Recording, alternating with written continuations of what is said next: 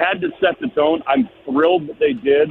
I wish him well. There's no ill will. I think people misinterpret that, Matt. Like, nobody wants him to suffer or struggle in San Francisco, but everybody has turned the page, and this is not Mookie Betts. It's not Xander Bogaerts. It's not the same thing. This guy took a stand and said, I'm not going to be a good teammate, and the Red Sox said, okay, good luck in your next adventure. We'll see you down the road. And I think this team has galvanized around that. I thought it was a brilliant move.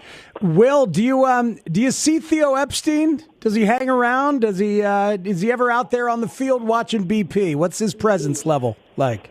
He's not very present at all. And I think that's a good thing. Like, you hear all these stories from Craig and others where he will help with a big contract negotiation. Like, I think he was active in figuring out how to get crochet done.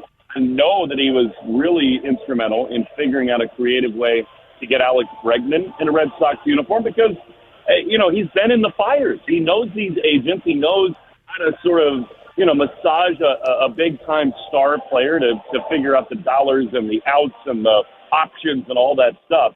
But Theo is doing the right thing. Remember, you know this, Cubs fans know this, Theo brought Breslow here to Chicago. Yep. And so there's a certain respect between those two where it's not father and son because Craig is his own man, and he's doing a great job adding guys and working this organization. But I think Theo is right down the hall, and if Breslow has a big decision to make, he's probably picking up the phone, bouncing ideas off the wall. But Theo is not present. He's not forward-facing on any level, and I think that's a really good thing. Will Fleming, thanks for squeezing us in, man. Have a great call, and I hope you can withstand the personality of Mike Monaco, the maniacal personality. What a jerk he is, huh? It's great to be here. Always great to catch up with you, and we're going to have some fun on here. Thanks, Matt. All right, buddy. We'll see you. Thanks. That's Will Fleming, Red Sox radio voice, working with Mike Monaco these days. And Mike lived here in Chicago for 5 years or so and is now doing great work with the Red Sox crew. It is Hit and Run. It is me, Matt Spiegel, here with you. We are just getting ready to get up out of here. The Red Sox and the Cubs will be coming your way at 1:20 pregame before that. Right now, the White Sox and the Pittsburgh Pirates are warming up. It's going to be Aaron Savali against Andrew Heaney. In that one, Savali 1-6 in his White Sox career here so far with a 5.30 ERA.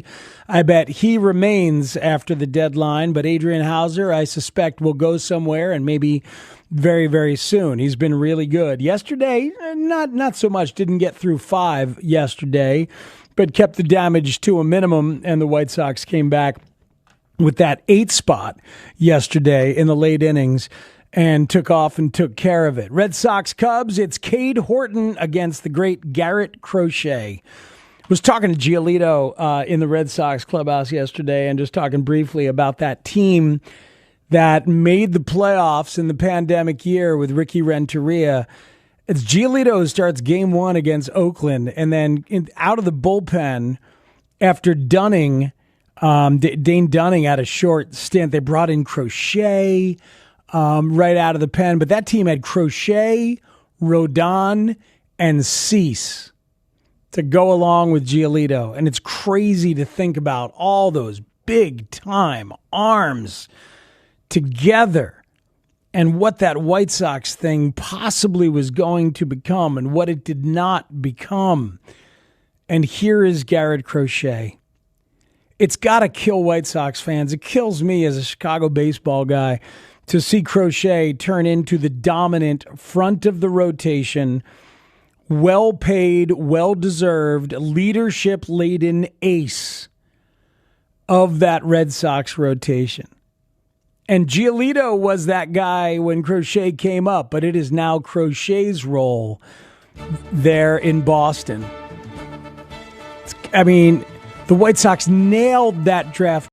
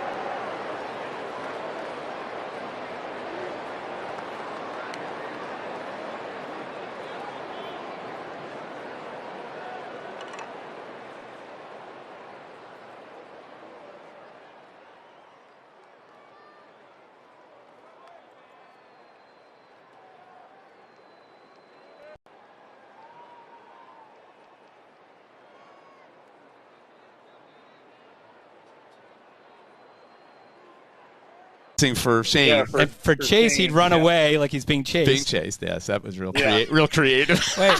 What did he do for Jimmy? What did you do for Jimmy? I think you get on his knees, pretend to take grounders, I think. Yes. wait, Ryan. Here's a good one. So the Fanatic would always, for the backup catcher, right? It would always be like usually on a Sunday. It feels like on a Sunday, right? Day game after night game. Yep.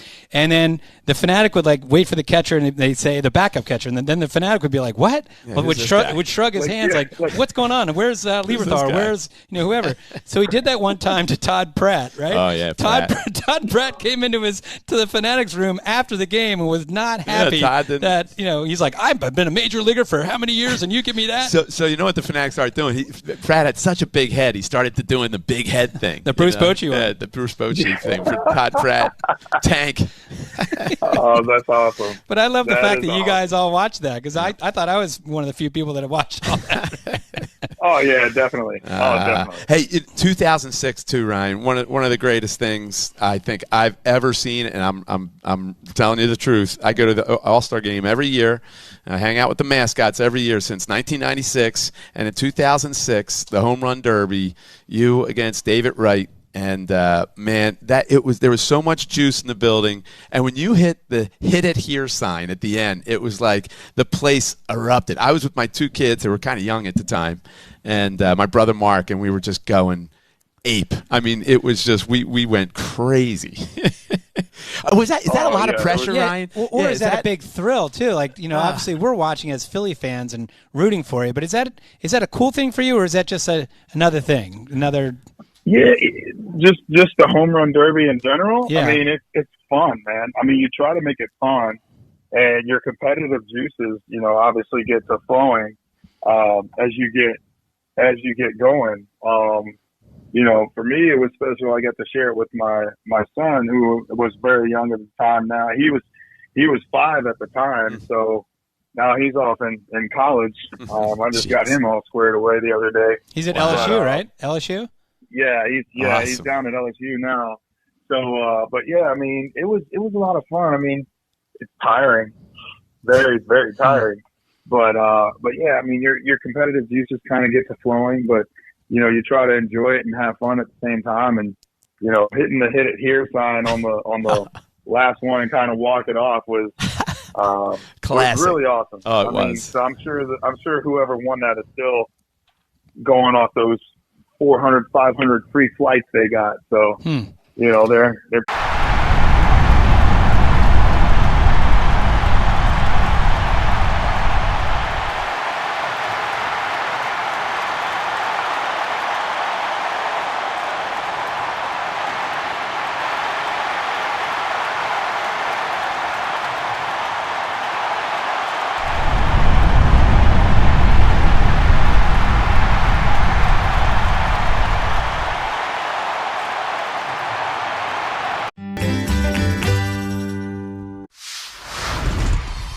Do you guys make your own brisket here? Yes, we do.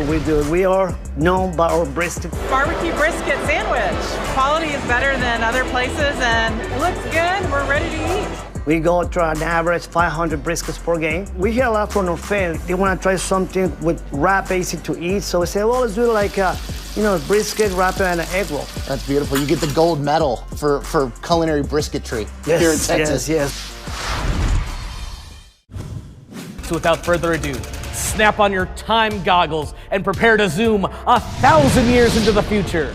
The D-backs are still the D-backs, though now they're represented by a robotic techno-snake, and the Cubs have embraced their future amongst the stars, now being represented by Ursa Major. Minneapolis was the first to establish relations with our extraterrestrial friends. The Rays are the cosmic rays flying through space in their devil ray-shaped spacecraft.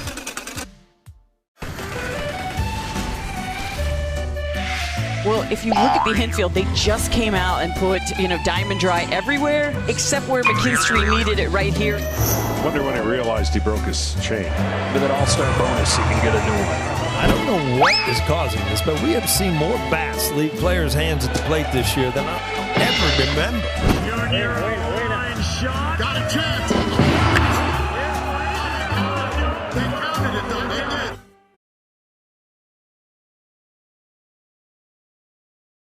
Let's go. Well, also that year,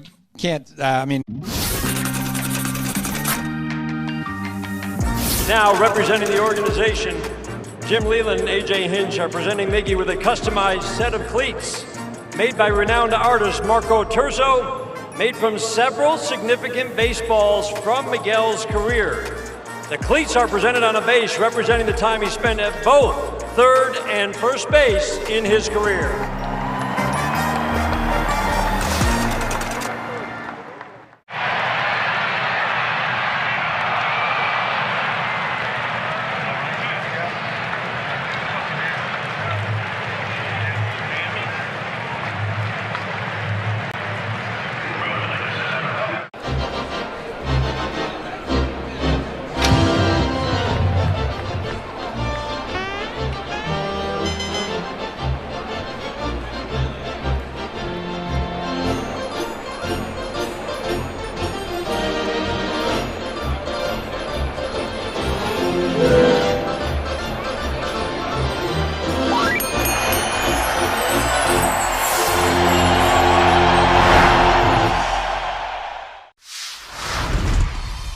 I want to ask you about food. What is something that you... 2005 when I first got called up, or the second time when Tommy went down and I was up for the rest of the season.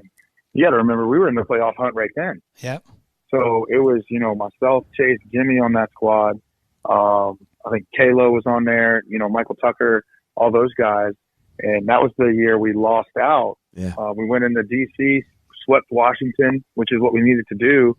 And we lost out at the very end, where Houston won the wild card and ultimately wound up going to the World Series. So it was like, for us, it was getting a taste of what it was like to be in a playoff chase. And then coming back, the next years, and then finally making it in 2007, running into the buzzsaw that was the Colorado Rockies. Yeah. I don't think we really knew once we made it, like, what to expect in the playoffs. And then once we got that taste, it was, okay, we've got unfinished business going into 2008, and knowing what we were capable of to get back, not only get back, but go deep into the playoffs. We knew, of all the pitching staff that we had, I think a lot of people would probably say that 2008 staff was probably not the best pitching staff that we had, but with Joe Blanton, Bulldog, absolute pit bull on the mound. You got Brett Myers, slightly crazy, Bulldog on the mound. Jamie Moyer, the ageless one, going out there and stirring it up. My man Hollywood Cole looking good while he's, punching people out. So, like, that whole staff that we had, they were able to go out there and get it done with the bullpen that we had. Yeah, with Durbin and Condrey. And then you had the bridge to Lids with JC, Ryan Madsen, and Lidgy. Like, it just all came together. And I think that everybody was just feeding off of everybody. With Brett had that at bat against CC, which led to Shane hitting the grand slam. With, because I don't know how many people know how much trash talk takes place during the season, because pitchers, all they do is try to hit home runs in batting practice. And we're like, yo, you guys need to bunt. But Brett's at bat, I think it was like a 9-10 pitch, 13 pitch at bat, to work the walk, to load the bases. And the crowd was hanging on every pitch. The crowd was getting louder and louder and louder. To do that, first off, all the hitters are like, all right, well, I feel like that's awesome. But it's like, man, that was Brett. Yeah. You know what I mean? Like, Brett worked that at bat. Like, let's go. And then Shane comes up and hits the grand slam. We knew that if we got past CC, we were going to be able to make some things happen. 94 WID HD1 Philadelphia, powered by the Tasty Cake Studios, the home of the Phillies. 94 WIP, an Odyssey sports station. Well, welcome back in, and welcome back to Citizens Bank Park, where we are just a few minutes away from first pitch after that short rain delay. Phillies and Angels, final game of this 3-game series. Ranger Suarez and the Phils have just taken the field. He's finishing up his warm-up tosses out there, and then we will be underway. So about a 45-minute rain delay, all said and done. And, Larry, how'd you spend your rain delay? Did you do anything fun? I was actually talking with Tom Brennan, the guy that Played the trumpet. Played the trumpet for the national anthem. Although it's a different Tom Brennan. A little different Tom Brennan. Not your Tom Brennan. Not my Tom Brennan. What a rendition of the national anthem really today. Good. I always love when they bring out the trumpet player, and he was outstanding Very today. good. And got things started. Packed house here as we are just a few minutes away. Kind of a strange pop-up storm that rolled through, and it seemed like it was only raining here over the ballpark. But it did rain pretty hard. They certainly made the right decision to cover the field and keep it protected while the rain came down. But now it is blue skies, some scattered white puffy clouds over the ballpark, and the steamy hot weather back as well, as we are just about ready to go here. Get things started. This final game of this 3-game series between the Phillies and the Angels. We already gave you the starting lineups, but it'll be Zach Neto leading it off, of course, for the Angels, followed by Nolan Shonowell and Mike Trout, 1, 2, 3 for the Angels, and Ranger Suarez out there on the mound for the Phillies. Suarez has been so good so far this season, 7-3, a 2.15 ERA to get things started. And he is ready to go, back on top of the mound. Phillies in their cream Sunday afternoon uniforms. And the first pitch to Neto is swung on and hit high in the air, center field. Marsh going back. He's at the track at the angled wall. He reaches up, and he makes the catch, stumbling and banging against the wall and down to a knee. Neto gave it a ride, but Marsh able to pull it in. And that's the first out of the ball game. I think the sun made it a little tougher than it needed to be. Marsh was going back, and he hit the warning track and then jumped. He still had another step or two he could have taken, but you can't take your eye off the ball, so sometimes you're just not real sure where you're at against that wall because of the sun. You can't lose it. Well, Neto he leads the American League with 7 leadoff home runs so far this season. He almost had his 8th right there. Nice play by Marsh to start things off. It'll be Nolan Shonowell, the batter now, first baseman for the Angels, batting .274. He's got 8 home runs and 40 RBIs. First pitch, he fouls it off his foot. And it's 0-1 now to Shonowell. They're coming out hacking again. I mean, it was like against Lazard now. It was a little different last night. They wasn't quite the same against Taiwan. They seemed a little more patient.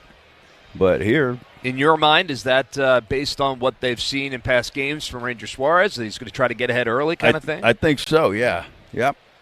Well, Shonowell needs a moment as he is still walking off that foul ball. It must have hit him on the top of the foot. He's kind of bent over in pain, so they're going to give him a minute or two. He's got a shin guard on, from previous balls hitting off his shin there. Maybe the same spot, but I think he needs that top of the foot cover, too. Yeah, we're getting another. Right above it. Yeah, right above the shin guard, so right below the knee. Ooh. But he looks like he's ready to go now. Our home plate umpire, Steven Yashinsky, is ready to go, back behind the plate, and Ranger Suarez back on top of the mound. The count 0-1 to Nolan Shonowell. Left-handed hitter facing the lefty Ranger Suarez. And the next pitch, a little bit inside for a ball. He's going. Yeah. You think he wasn't targeting that shin again? Shonowell had to stumble out of the way of that one. He doesn't look so steady on his feet at the moment. 1 ball and 1 strike to Shonowell. And the windup in the pitch. Swung on, and that one is hit down the right field line. It's hit well, but hooking foul. Home run distance. It hooked just enough. Just enough. And it keeps the Angels off the board. It's just a long strike. It's 1 ball and 2 strikes. So a couple of wall scrapers so far early in this one. And it's going to carry a warm, muggy day. Ball's going to carry pretty good. No wind at all right now, really. 1 ball and 2 strikes to Shonowell. Ranger looks in, gets his sign from Rafael Marchand doing the catching today, and the pitch, and that one is swung on and kind of an inside-out swing, and he fouls it over his own dugout down the third base line. Looked like he took a step back to swing at that. Yeah, picture like stepping back to hit a backhand in tennis. Yeah, that's kind of what it looked like. Well, the count remains 1-2 to Shonowell. 1 out, top of the first. The windup and the pitch. And that one's a little bit low for a ball, 2-2. Well, you mentioned the ball going to carry. The ball's been carrying all series long. Yes. They've already had 11 home runs hit combined, 6 by the Angels, 5 by the Phillies in this series. 2-2 pitch, and that one's inside. And did it get him? Yeah, it got him on the hand. And they're saying take your base. And Shonowell now in pain again as he is really feeling it. That was a changeup. Thank God it wasn't a fastball. Yeah. It must have got him in the right perfect spot because Yep. he is still double over in pain over by the first base bag. We're getting another look, and it hit him on the backhand, right, or wrist area, I guess.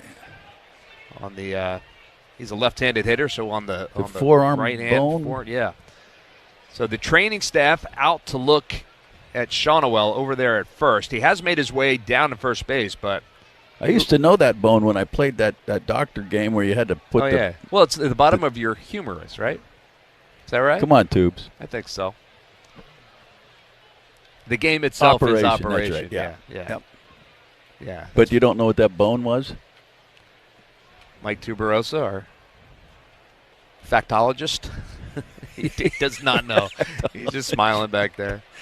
All is well. They are still attending to Shawnuel. Mike Trout is the next hitter for the Angels. It'll be one out with a runner on first. And they could have gotten X-rays by this time. Yeah, they are.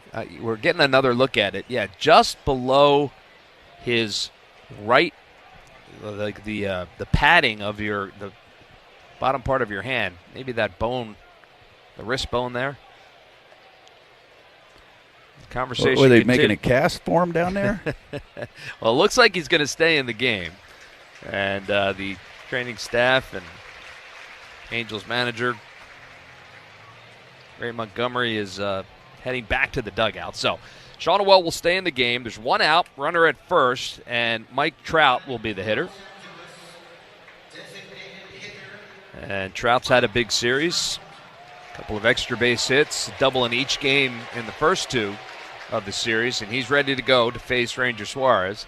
And the first pitch to Trout, a little bit low for a ball. It's 1-0.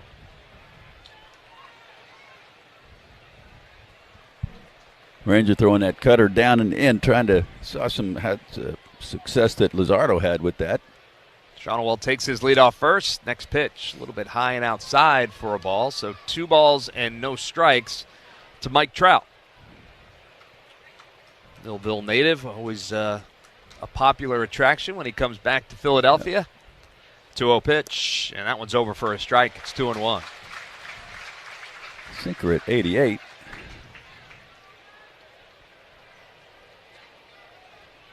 Kind of a different kind of warm-up for both starting pitchers. Yeah. They both started to warm up, then had to stop. The 2-1 pitch, swing and a miss. 89 on the outside corner, and he swings through that. So it's 2 balls and 2 strikes to Mike Trout. Yeah, so both starting pitchers out there doing their normal warm-ups in the outfield, and then had a stop down before they got up on the bullpen mounds after the rain stopped. 2-2 pitch, and that one's just a little bit low for a ball, so the count runs full to Mike Trout. 1 out, top of the first. How about a ground ball to short right here? I'll take that. Ranger looks in, gets his sign, he comes set. Checks the runner at first, and the 3-2 pitch. And that is a called third strike on the inside corner. Trout tried to sell it, but I think he knew that one was over for a strike, and the first strikeout for Ranger Suarez. He kind of fooled Trout, I think, a little bit, too. That's what Suarez does best, and keeps him guessing, and he had him guessing there. So that's the second out of the inning. It'll bring Taylor Ward to the plate. 23 home runs this season for Ward. He's had home runs in both games so far here this week, and he takes the first pitch a little bit inside for a ball. It's 1-0. Last night's home run, his 100th of his career. The 1-0 pitch, and that one just misses a little bit outside the changeup. So it's 2 balls and no strikes to Taylor Ward. Shawnuel down there at first. He was hit by a pitch, 2 outs.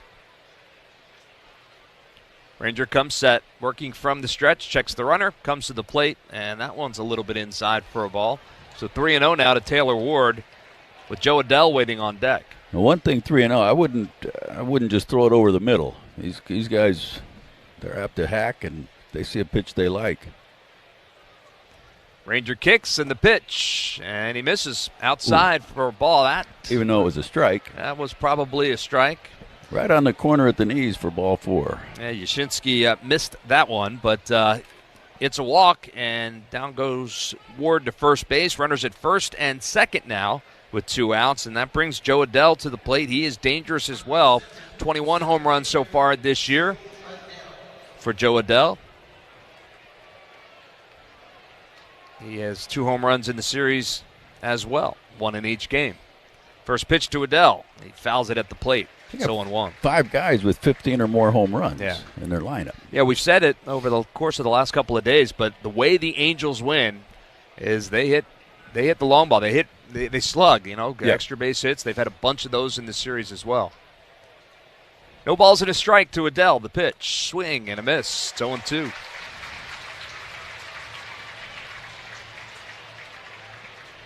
So now Ranger ahead in the count. No balls and 2 strikes. Runners at first and second, 2 outs. Suarez comes set. He kicks. The pitch, a little bit high for a ball. It's 1 ball and 2 strikes.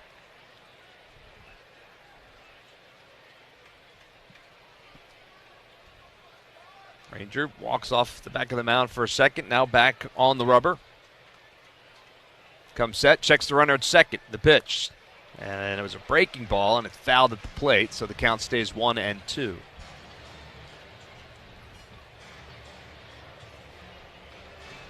Adell's reached base safely in 25 of his last 26 games.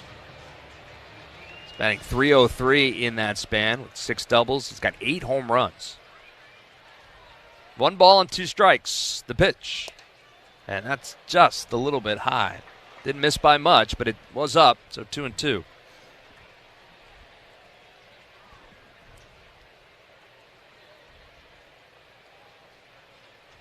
Suarez looks in, gets his sign from Marchand, and the 2-2 pitch, fouled straight back. Good cut by Adell.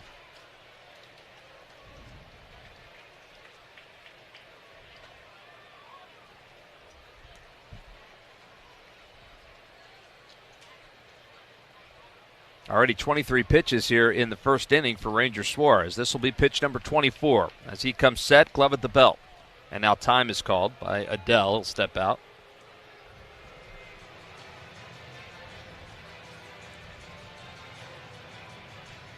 Two runners on and 2 outs here in the top of the first. No score.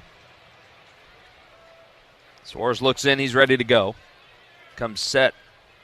Checks the runner at second, and the pitch. And that's a called 3rd strike. Right down the middle. And Adell was fooled on that. So, a couple of base runners, but Ranger Suarez able to get out of the first unscathed. We'll head to the bottom half of the inning. It's the Angels 0.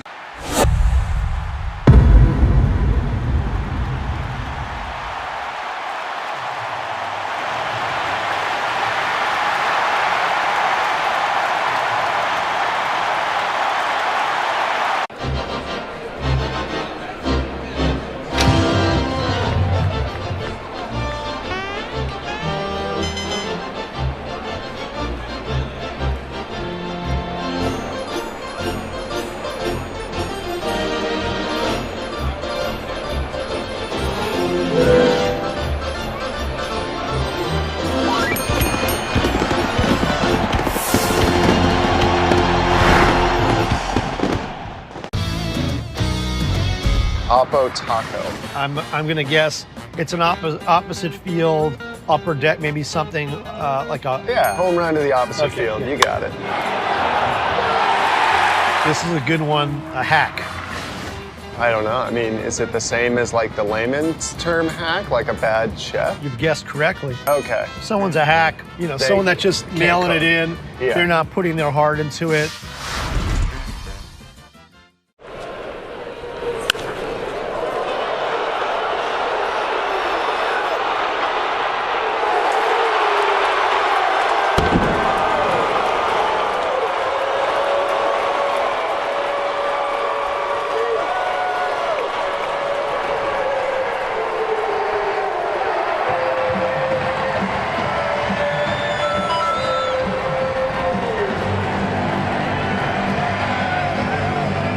Phillies.com. Phillies Baseball, Sports Radio 94 WIP. Well, Trey Turner will lead it off here in the bottom of the first inning. And on the mound for the Angels, Jose Soriano, right-hander. And he's ready to go. And the first pitch to Turner's at the knees for a strike. 0-1. Soriano, 26 years old, from the Dominican Republic. Kick and pitch. Turner fouls that one straight down. So quickly 0-2 to Trey Turner. He's batting .289 on the year. He's got 11 home runs and 41 runs batted in. Soriano, the kick and the pitch, and he gets him swinging over the top of that. So 3 pitches and a quick strikeout to start the game for the Phils. 1 out here in the bottom of the first. The SEPTA starting pitcher scouting report on Jose Soriano: throws over 50% sinkers and 27% curveballs. That's followed by a pretty even split between his four-seam, the slider, and his split. He averages 97 on the fastball and 92 on the split, which I think that pitch was just there. He's got the best ground ball rate in Major League Baseball this year at 66%. Kyle Schwarber now will step in to face him. First pitch over for a strike. It's 0-1. And that's brought to you by SEPTA. SEPTA is the Philly way to go. Pretty good ovation for Kyle Schwarber, as you would expect. The 0-1 pitch, big swing, no contact there. Sinker at 97. He can get it up there. He sure can. So no balls and 2 strikes now to Kyle Schwarber.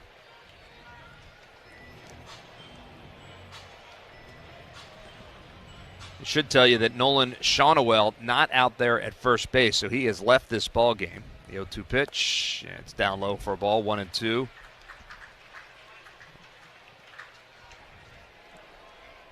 That's Lamont Wade Jr. over there at first base now. 1 ball and 2 strikes to Schwarber. The pitch, it's inside and low for a ball, 2-2. That was a tough at bat for Shaunawell. He took one in the foot, took him a minute, then took one in the wrist, and he's out of the game. So 2 balls and 2 strikes. The pitch swung on, line drive, right field. That's in for a base hit. 1-2 off the bat, and a 1-out base runner is Kyle Schwarber down there at first.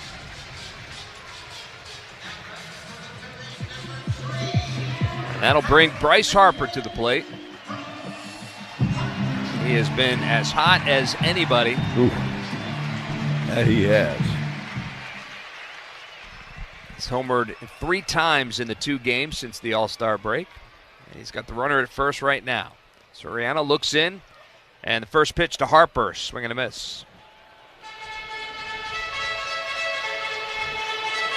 Harper now 12 for 24 with 4 home runs, 7 doubles, 7 runs batted in, and 9 runs scored in his 6-game hitting streak that he's riding right now. An 1863 OPS. The 0-1 pitch hit on the ground to second base. Rengifo has it, and he had trouble getting out of the glove, and he throws it away.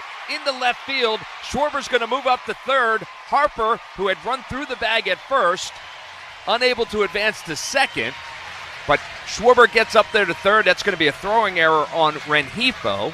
Oh, Harper, I guess, probably had his head down going across the bag. He was going hard to avoid the double play, and by the time he saw the ball pass through, he had to anchor it down there at first. But runners at first and third now. It should have been an out at second base. They might not have been able to turn the double play. So Bob trouble getting out of his glove was for Rengifo, and he ended up just kind of throwing it with his whole hand and threw it errant. So that'll bring Nick Castellanos to the plate. And he reached 900 RBIs last night. We'll see what he can do here. Takes the first pitch a little bit outside for a ball.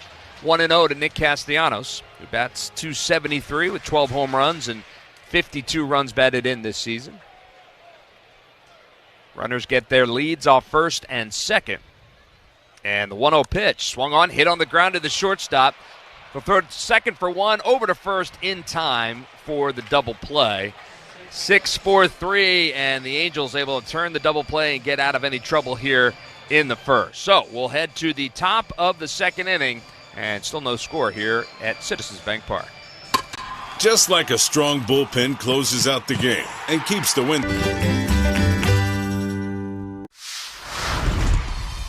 Talk to me. Talk to me. This is called a Crawford dog. Hamburger bun.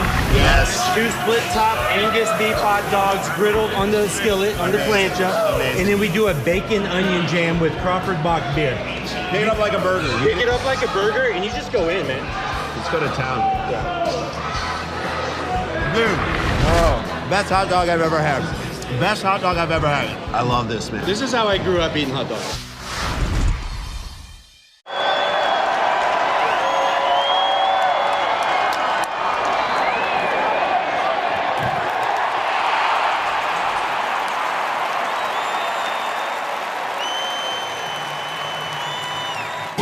WIP. Who doesn't love a family reunion? Make plans to join ours on Toyota Phillies Alumni Night, which will include a special night of the 50 Whiz Kids on Sunday, August 3rd at 7:10 p.m. when the Tigers are in town. Secure your tickets today at Phillies.com. Jorge Soler, first pitch swinging here to lead off the second. Ground ball to the shortstop Turner. Picks it, fires over to first in time for the out. 6-3 goes the put out. One quick out here in the second. Exactly what Ranger needs after throwing 24 pitches in the first inning. Yeah. They'll bring Logan O'Hoppe to the plate. O'Hoppe batting .232, 17 home runs so far this season. He had the night off last night against the right-hander Walker. First pitch to O'Hoppe is over at the knees for a strike.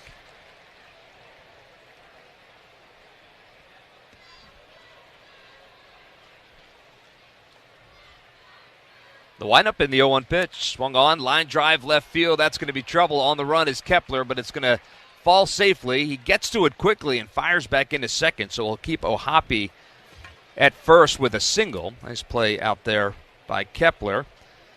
But he's a one-out base runner, and that will bring Luis Rengifo to the plate. Kepler in left field today, Marsh in center, Castellanos in right. Otto Kemp getting the start at third base, and then Turner, Stott, and Harper across the infield. I mentioned Marchand behind the plate for the Phils. First pitch to Rengifo, and that's a line drive into left field, and that's going to be in for a base hit. O'Hoppe will stop at second. So after the first quick out, 2 quick base hits, and runners at first and second with just 1 out.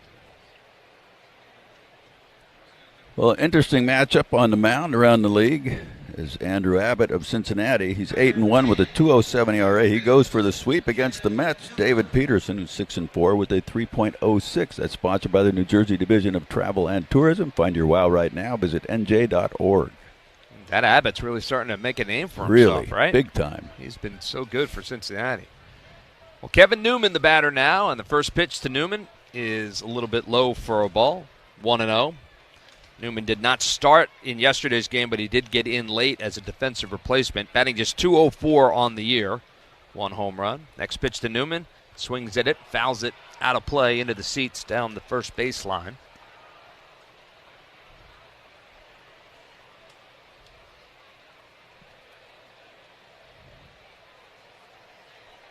Angels runners at first and second with 1 out here in the second. No score.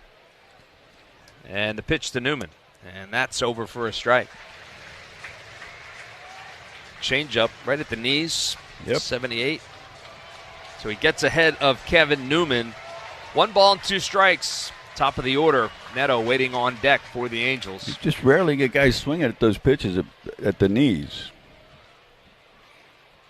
Ranger comes set, checks the runners, comes to the plate. And that one's a little bit low for a ball. So it's 2-2. Angels able to get a big double play to end the bottom of the first for the Phils. Be a good spot for the Phils to get a ground ball. Ranger gets a lot of them. A 2-2 pitch. Swung on, and that's hit high in the air, left field. Kepler giving chase, and it is hooking foul. Not quite home run distance, but he gave it a ride. Man, it looked like he got jammed on that. Yeah. The ball's just short of long home run distance. But they'll do it again with the count 2-2 to Kevin Newman, the 9-hole hitter for the Angels. That ground ball double play here. Suarez comes set, and the pitch. Swung on, line drive into right field, and that is a foul ball. Foul ball by about a foot. That was going to be trouble. Foul ball. Yes, sir. Yes, sir. So the runners will have to return. Logan O'Hoppe back to second. Rengifo back over to first. And Newman back to the plate to do it again. What are you seeing out of Rangers so far? They're just not lack missing a of whole lot of command bats. that not used to seeing with him. Elevating some, but over the plate when he's usually in on the hands when he's up in the zone. No, kick and the 2-2 pitch is inside for a ball, so the count runs full to Kevin Newman.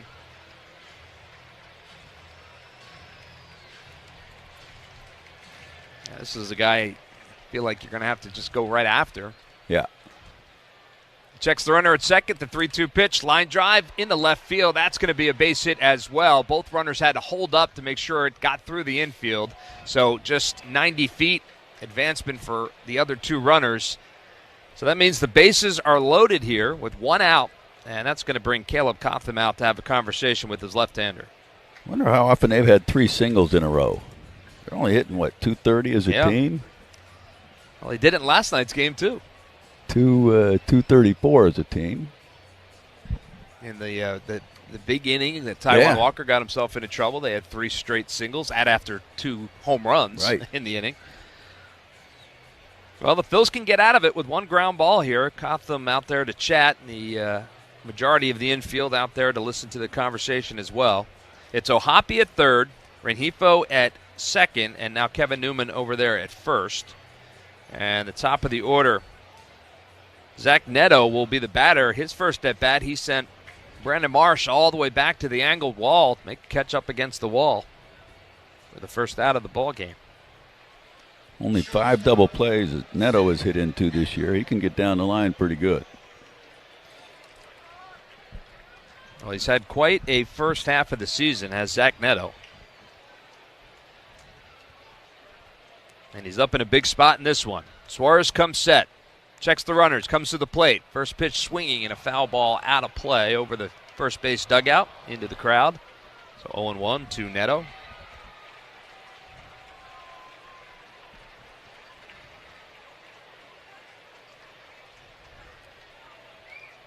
Next pitch to Neto, outside for a ball. It's 1-1. Having a little tough time landing that changeup where he wants to. 1 ball and 1 strike. Ranger comes set. He kicks the pitch. That one's outside as well. Tried it again. So 2 balls and a strike to Zach Neto. That's obviously a big part of his arsenal. He's not going to overpower you with the fastball. So 2-1 pitch. Swing and a miss. He overpowered him with the fastball. Yeah, 89 is just, I think it's the 2 changeups at the high 70s, and then you get to change that timing. So the count is even, 2 balls and 2 strikes. Bases loaded, 1 out. Neto takes his time out, steps out, collects himself. Now he's ready to go. Taps the plate twice. Suarez looks in, gets the sign from Rafael Marchand. And the pitch. Swung on, and that is looped into right field. It's going to be trouble. It'll fall in front of Castellanos. 1 run will score.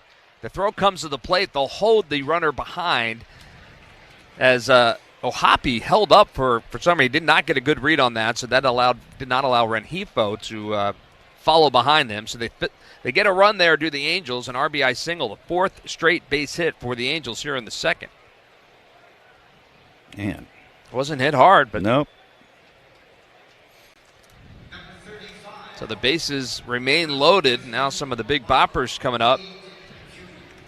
But Nolan Shawnowell, who was in this spot, obviously not in the game anymore, so Lamont Wade Jr., the batter. First pitch to him. He swings and pops it up. Shallow left field. Kepler's coming in, and he'll make the catch and is not deep enough to score the run. They get it in quickly, so big out there by Ranger Suarez. 2 outs. Probably not the at-bat you're looking for from Lamont Wade Jr. But the Phils will take it. But it'll bring Mike Trout to the plate with the bases loaded and 2 outs. Trout struck out in his first at-bat, caught looking. Suarez's first pitch to Trout is a little bit high for a ball. 1-0. No place to put him. 2 outs here in the second. 1-0 Angels. The 1-0 pitch. Outside for a ball, 2-0.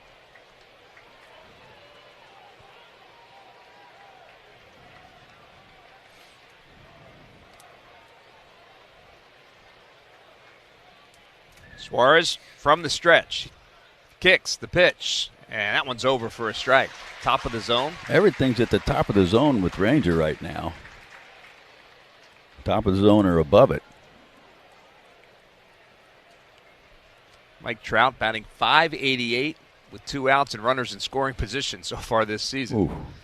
2-1 pitch. And that one just missed. A little bit high. Ranger asking where that was. It was up. So the count is 3-1, a hitter's count for Mike Trout with the bases loaded.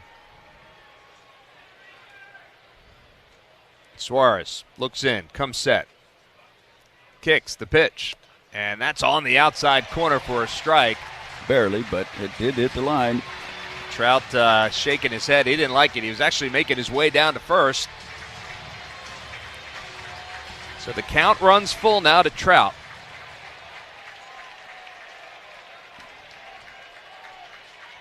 Three balls, 2 strikes, bases loaded, 2 outs here in the second. The kick and the pitch. Fouled out of play. So we'll do it again. 48 pitches for Ranger so far. That was after getting 1 out on 1 pitch this inning. Yeah, that's how the inning started. Ground ball to shortstop. Since then, 4 base hits and a run scored. And the 3-2 pitch, and that is just a little bit high. That is a strike. That is a strike. Yashinsky, the home plate umpire, totally misses that one, and it cost the Phillies a run. That was all over the top of the zone. Really? But Trout will take his base, and that'll bring up the dangerous Taylor Ward with the bases still loaded. That's a tough one.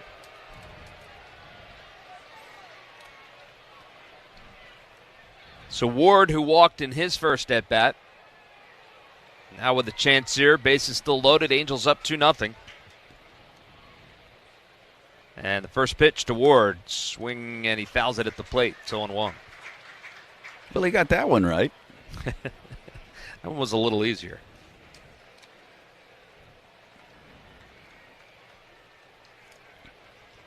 Ranger looks in, comes set, and the pitch. Swung on and fouled just past the third base bag. So quickly 0-2 now to Taylor Ward. I got to be honest, it's not great body language from Ranger right now. There hasn't been from the start. Yeah, I mean, normally he's so nonchalant out there anyway, but the 0-2 pitch, that's outside. Change up again. That one keeps sailing outside to right-handed hitters. Can't seem to find it. So 1 ball and 2 strikes to Ward. Bases loaded with Angels. And the pitch. Swung on, line drive, left field. On the run is Kepler, and he's not going to get it. It's going to one-hop the wall. That's going to clear the bases. And Ward is going to cruise on in with a double. 3 RBI double for Ward right there. And the Phillies trail it 5-0 here in the second. Yeah, Ranger looks like he just doesn't want to be out there. Well, I'm sure he felt as though he had Trout struck out, which he did. But now it's a big swing of the bat from Ward.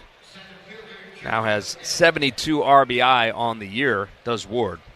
And that doesn't get any easier as Joe Adell steps to the plate. Runner at second. 5 runs across in the first pitch to Adell. Broken bat, 1 hopper to Turner. Nice play from a strong throw across the diamond to get the out. He had to plant and fire as the bat went flying out towards shortstop as well. And the Phillies able to get out of the inning 6-3, but not before the Angels score 5 runs. And as we head to the... Let's open this up. take a look at what we find. Looks like we've got Lauren Shahadi. Animation is great. We got Robert Flores, one of the stars of MLB Central with Lauren Shahadi. Then we got Mark DeRosa. Look at that. He looks like Superman, does he not? Right? He was when he was with the Cubs. Harold Reynolds looking ripped in a tracksuit in Studio 42.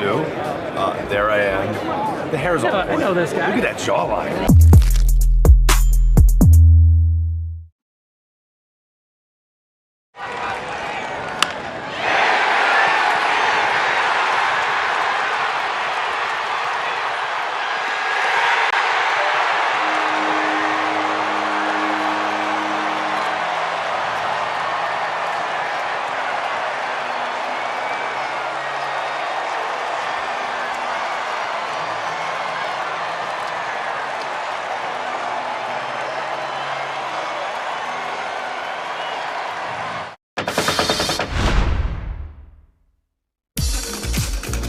From about 1905 to 1925 or so, teams actually issued cardigans as part of their team uniform. In that era, knitwear was actually having a heyday in sports.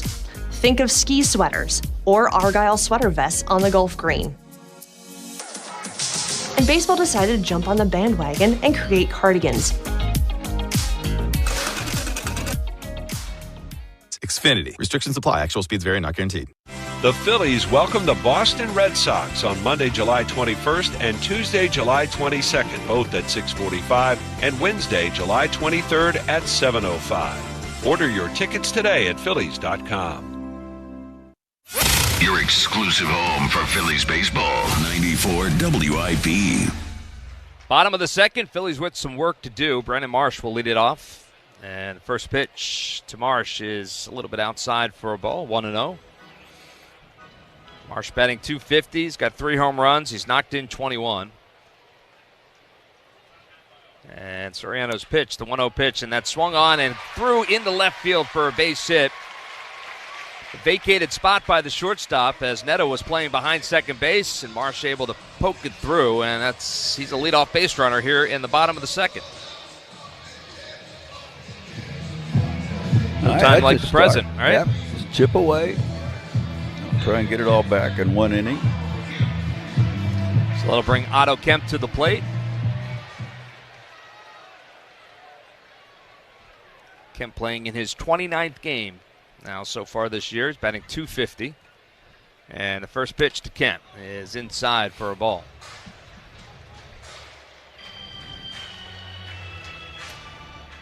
He was 0 for 4 last night, did get hit by a pitch.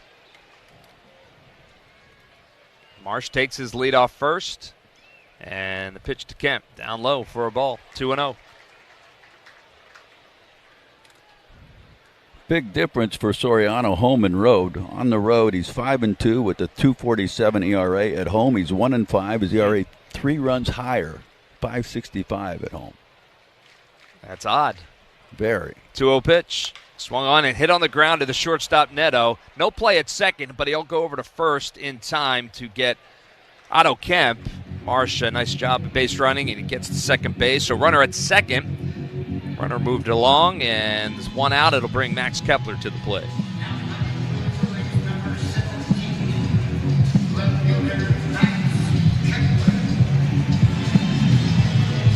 Yeah, it's funny because we talked about kikuchI last night, the starter for the Angels last night. He was outstanding at home, but hadn't been able to get a win on the road. Still didn't get a win on the road. Kepler steps in, batting .207, and the first pitch to him. A little bit outside for a ball, 1-0. Well, like you said, chip away here. You got a runner in scoring position, a base hit. Should score a run. Soriano comes set. Right-hander checks the runner at second, and the pitch swung on and hit on the ground to second base. Rengifo has it, and he'll go over to first and get the out there, 4-3. Marsh moves up to third base, but now with 2 outs, it'll be up to Rafael Marchand.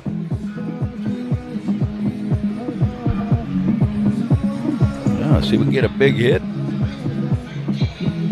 2-out hit.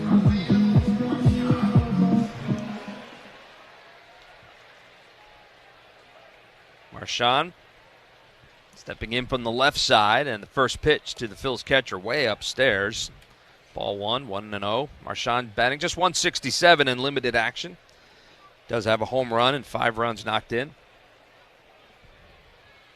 Marsh leads off third. 2 outs in the 1-0 pitch. Line drive foul out of play. Ooh, look out.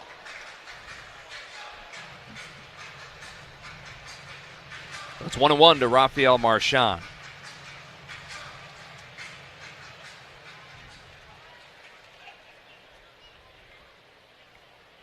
Soriano comes set. He kicks, and the pitch swung on right back through the middle. That's a base hit. That's going to score a run.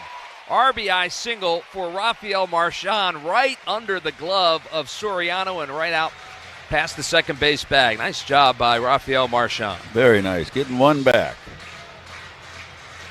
So that makes it 5-1, and they'll bring Bryson Stott to the plate with 2 outs.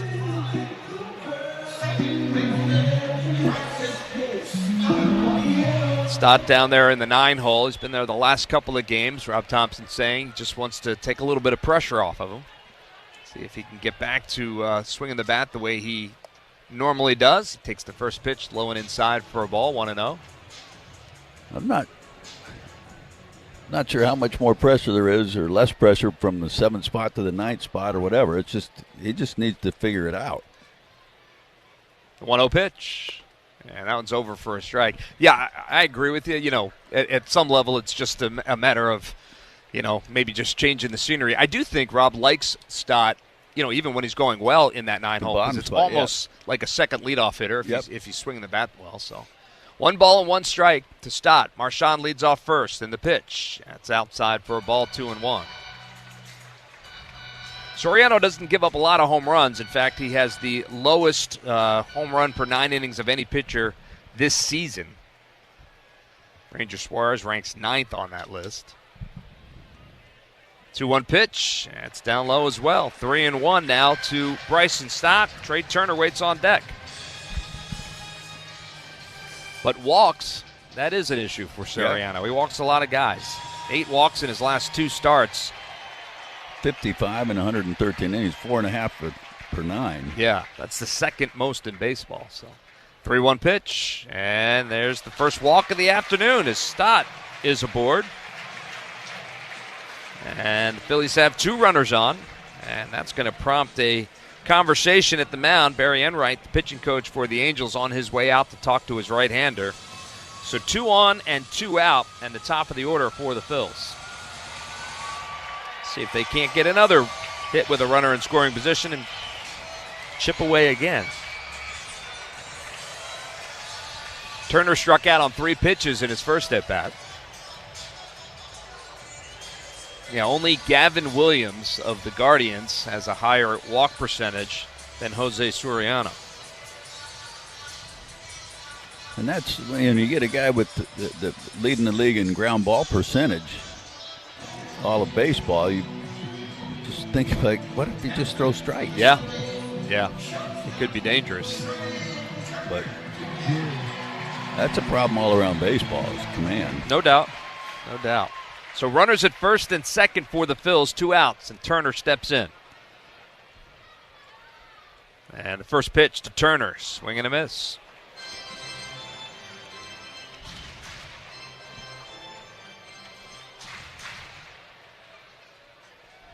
Marchand leads off second. It's Stott off first.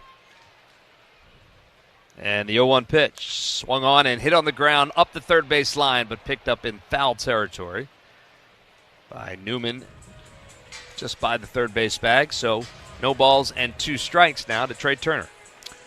Well, we got time. As fans 21 and over will make their own shade this summer with the City Connect Miller Lite floppy hat, which they'll receive when the Phils host the Nationals on Friday, August 22nd at 6:45. Visit Phillies.com to purchase tickets today. Today'd be a good day for that floppy hat. Yes, it would. Ooh, it's a little warm out there. Bright sun. Yeah, as soon as that rain passed through, the steamy weather checked back in here at the ballpark. It certainly did. No balls and 2 strikes to Trey Turner.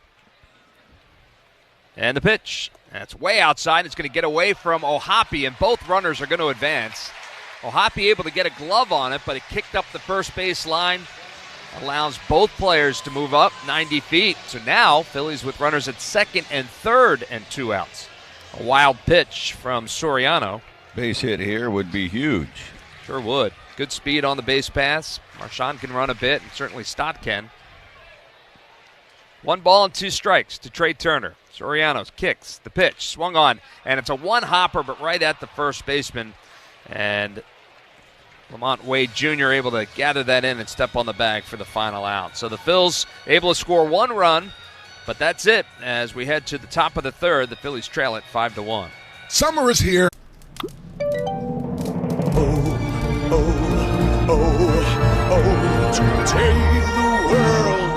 Celebra tú también con Betcris.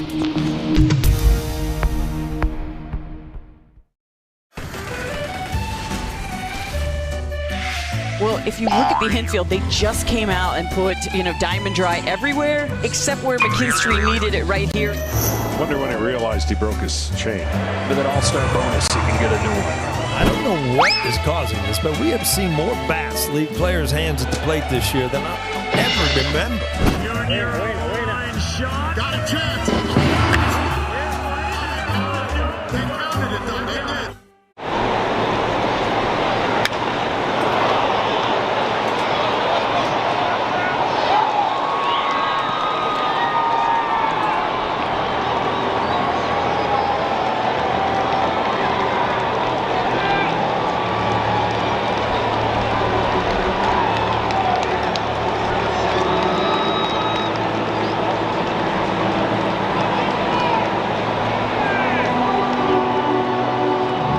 Well, we certainly served it up over the plate. This is a burger fit for a home run king, the 99 burger in honor of Aaron Judge. They sell a bazillion of these at Yankee Stadium. It looks pretty good. I feel like we passed the test. What about you? I think so. Listening to the ball game on the Phillies radio network, the Engineers Labor Employer Cooperative, ELEC, is hard at work rebuilding our infrastructure, whether it's transportation, water, or energy projects. ELEC and the operating engineers, 825, are ready to get to work building our bounce back. Your exclusive home for Phillies baseball. Sports Radio 94 WIP. Top of the third inning, Jorge Soler to lead it off, but first let's pause 10 seconds for stations to identify themselves on the Phillies radio network. 94 WIP HD1 Philadelphia. Powered by the Tasty Cake Studios. The home of the Phillies. 94 WIP. An Odyssey Sports Station.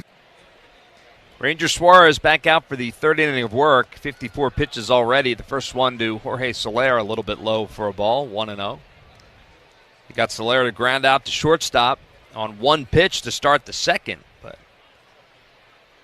then things started to unravel. Phillies trail it 5-1, and the 1-0 pitch, and that one misses low as well, so it's 2-0 now to Soler. And Phil's, well, that's Jordan Romano up there on the mound in the bullpen. I don't think he is warming up yet. 2-0 pitch. That one's a little bit inside. 3-0 to Jorge Soler, but I would think that the leash will probably be a little short in this inning for Ranger. Yeah. The 3-0 pitch. Swung on, popped up, fouled out of play. There's that 3-0 pitch. I was saying, you got to be careful with these guys because 3-0, they're hacking. Yeah, Soler with 11 home runs. Phillies fans certainly know his act. I've seen him around for quite some time. 3 balls and a strike to Soler, and the pitch. And that one's inside, and he walks him. So another walk, and this one to lead off the third. And that's going to bring Logan O'Hoppe to the plate. Ranger out there just kicking at the dirt, and it just doesn't look like he's into it right now. Yeah, he certainly doesn't look like himself. So Soler down there at first, not a threat to run. O'Hoppe at the plate. Ranger from the stretch in the first pitch, and that one's over for a strike.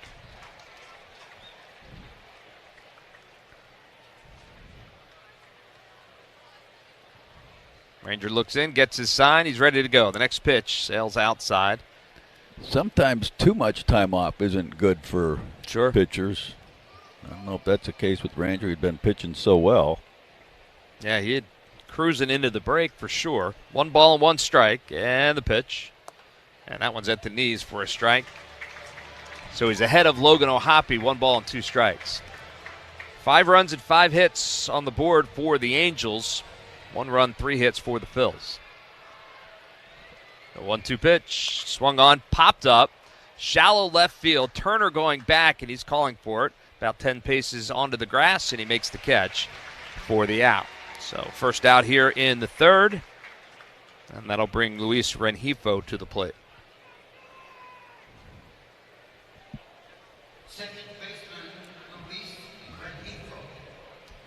Rengifo singled to kind of get things started in the second inning. It was the first of 4 straight singles that plated one of the runs.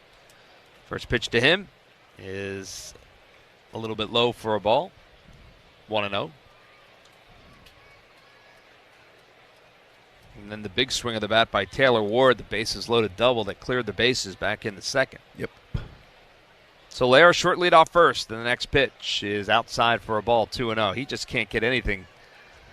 Just keep that front shoulder closed a little longer. It'll help you get the ball to the other side of the plate, to the glove side. It's for pitchers, right-hander or left-hander, just keep that front shoulder closed better. 2-0 pitch. That's inside for a ball, 3-0. Yeah, it just seems like so much of his to right-handed hitters are kind of floating outside and not able to get the break on them to come back over the plate.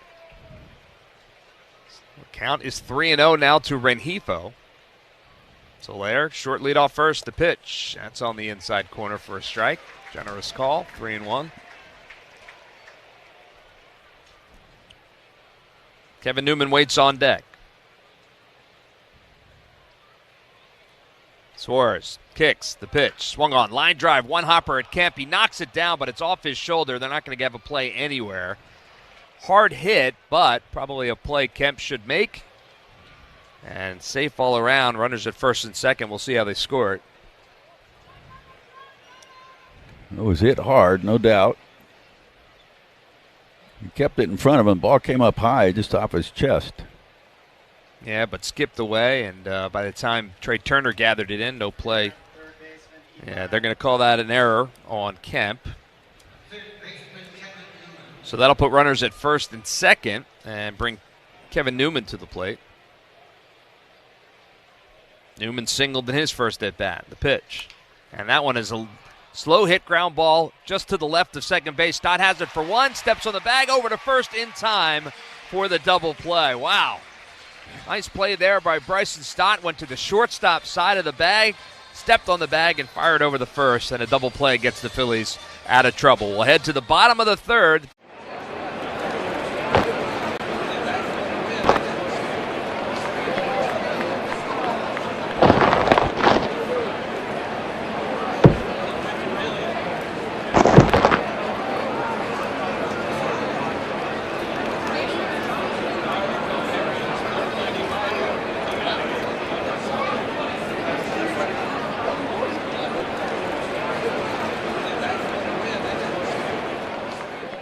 Yeah, mine was a tops now as well. I hit my first walk-off last year against the Mets.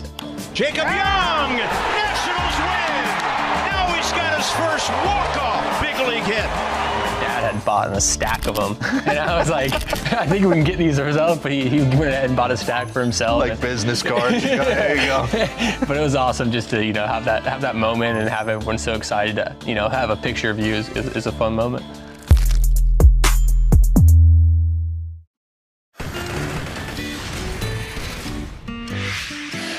Five-man umpiring crew here today in this young superstar. And did their feet get tangled up? Yes, so Hoppy Tritt, they got their feet tangled up before the ball came down. That goes helicoptering into the net. It's time. And that ball is off the ladder. It's actually off the ladder. You never see that. A little tumble behind the mound, hat fell off. That was awesome. I mean, you just don't see that. Center. Call 800-TEMPLE-MED. The Orioles will head north to take on the Phillies for a midweek matchup on Monday, August 4th and Tuesday, August 5th, both at 6:45, and Wednesday, August 6th at 12:35. Snag your tickets now at Phillies.com. The home of the Phillies, 94 WIP.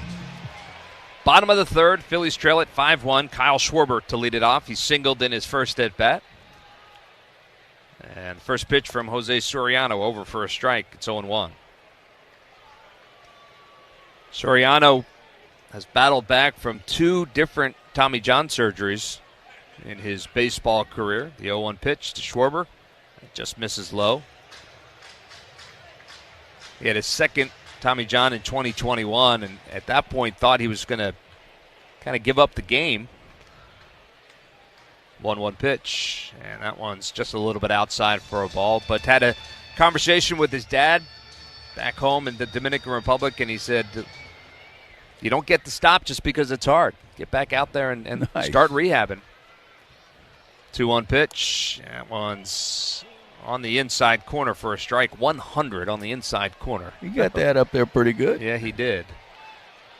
So the velocity started to come back for Soriano in 2022, and he said that if he ever got back to the big leagues, he was going to get a tattoo of a lion on his forearm to represent the hard work and all it took to get back, and he does indeed have that after his first start.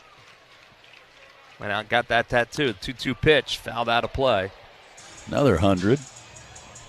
That down and away. That was a good piece of hitting, just getting a piece of that to stay alive. So 2 balls and 2 strikes to Kyle Schwarber. And the pitch. Swing and a miss. He got him. Well, headed to Citizens Bank Park for the Red Sox series this week. Make plans to visit Coca-Cola Corner, which is located in left field. Will feature local restaurants throughout the season. From July 21st to the 23rd, try the spicy chicken cheesesteak from Sofia Bella Pizzeria, paired with a Sprite Zero. Join the fun at Coca-Cola Corner and purchase tickets at Phillies.com. I bet you we'll get a delivery on that at some point. Bryce Harper, the batter. And his first pitch swinging, and he hits one hopper behind the bag at second base. Neto, the shortstop, has it, and he throws out Harper. That had a weird spin off the bat. Yeah. And a lot of top spin, so Neto able to make the play. 6-3 goes to put out, 2 outs. Well, the Orioles will head north to take on the Phils for an interleague matchup on Monday, August 4th and Tuesday, August 5th, both at 6:45, Wednesday, August 6th at 12:35. Secure your tickets today at Phillies.com. Nick Castellanos, the batter, with 2 outs, and his first pitch swinging as well, but a 2-hopper to Kevin Newman. He's got it, fires across in time for the out. So an easy inning from Soriano right there, and then he give Ranger any chance to rest. He's going right back out there. 1-2-3 go the Phillies here.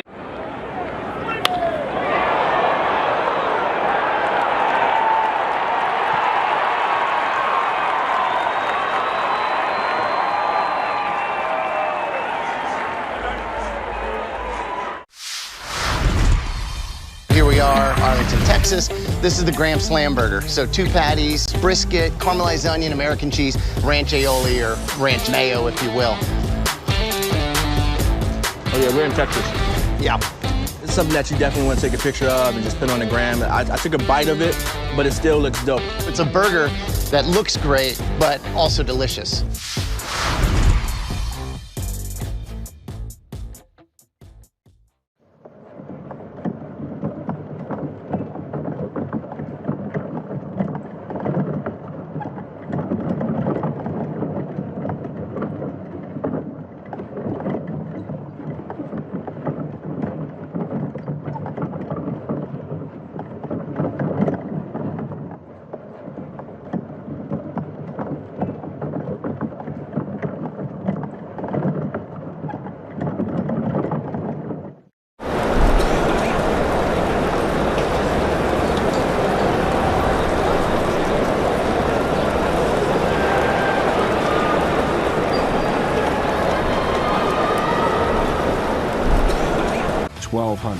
Or visit smbb.com. Don't miss out on a hot ticket. The Nelly post-game concert presented by Jim Beam is on Tuesday, July 22nd after the Phillies host the Red Sox at 6:45. Secure your seats today at Phillies.com. Phillies Baseball, Sports Radio 94 WIP. Well, my good buddy over there, Larry Anderson, told me it's the RAV4th inning presented by Toyota. Check out Toyota.com to get your new 2025 RAV4 today. Toyota, let's go Phils. And Ranger Suarez is back out there after that quick rest. Yeah, he got, 30 seconds of rest because 2 guys in a row swung at the first pitch after 1 out, and that's not how you do it. I mean, help your pitcher out. Take a pitch. Well, Zach Neto is the batter for the Angels, takes that first pitch over for a strike. Neto, the leadoff hitter, third at bat already here in the fourth inning. He has singled and flown out to deep center field. The next pitch inside for a ball. It's 1-1. Yeah, 71 pitches already for Ranger Suarez. And again, out there with no rest, because next pitch swung on and line foul down the left field line. So 1 ball and 2 strikes to Zach Neto. I mean, you have to tell guys now they need to take a pitch, give them a break. But you used to not have to tell guys that. 1-2 pitch, and that's a little bit outside for a ball. I think if you tell them that now, they're like, "Why? What do you mean? What are you talking about?" You're clueless. Yeah, on a warm, muggy afternoon. But that's part of the game, learning a game. But they're not. Somebody's never taught them. 2 balls and 2 strikes to Neto. The pitch swung on, it just gets a piece of it, fouls it at the plate, so he stays alive, 2-2.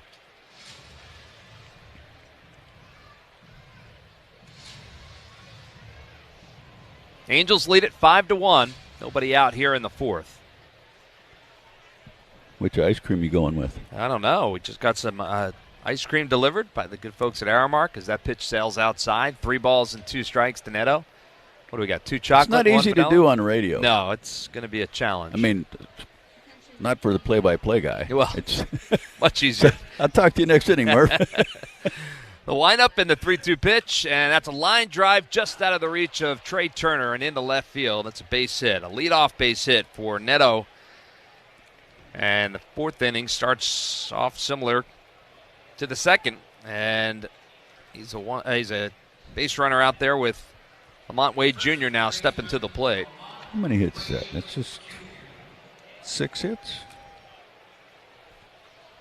Yep, 6 hits already for the Angels. Lamont Wade, who checked in this game after Shawnuel had to leave after getting hit by a pitch, and he swings at the first pitch and lines it into right field. It's another base hit.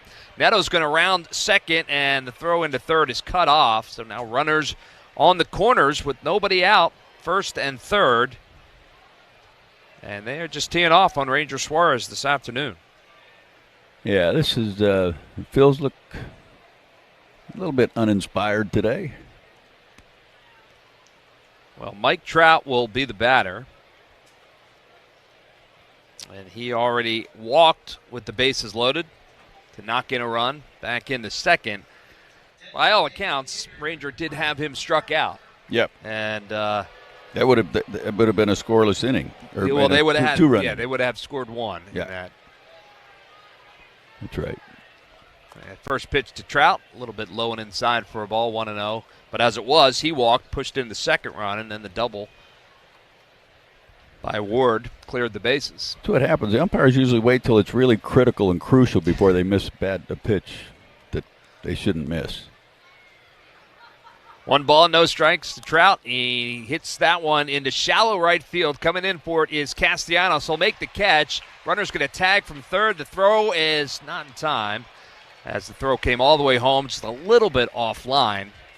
Pretty good throw by Castellanos, but it's an RBI sac fly for Mike Trout, his second RBI of the game. Why don't these guys just wear shorts instead of uniform pants? You got the high socks? I mean, it's different style, Larry. Yeah, different style. Different day. Well, 1 out, and Taylor Ward is the batter now. Runner down there at first. And the first pitch to Ward at the knees for a strike. As I mentioned, Ward with the big swing of the bat in this one. Bases loaded, 2 out, double in the second. Cleared the bases. Next pitch to Ward. Outside for a ball. It's 1-1.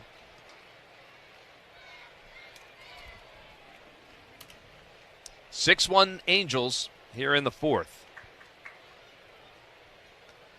They have silenced this big Sunday afternoon crowd here at Citizens Bank Park. Ranger looks in, gets his sign, comes set. Checks the runner at first. The pitch swung on, foul down the third base line. Actually went into and out of the tube of the tarp. Went in one end and came out the other. about that? It's like a water slide. You could use a water slide right about now. Yeah, we had one earlier. Just weren't allowed to go out there and play in it. 1 ball and 2 strikes to Ward. And the pitch. And it's upstairs, 2-2.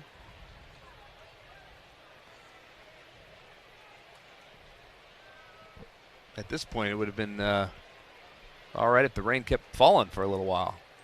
Yeah. Like maybe till about like now 3:20. 2-2 pitch is fouled straight back. Count stays 2-2 to Taylor Ward.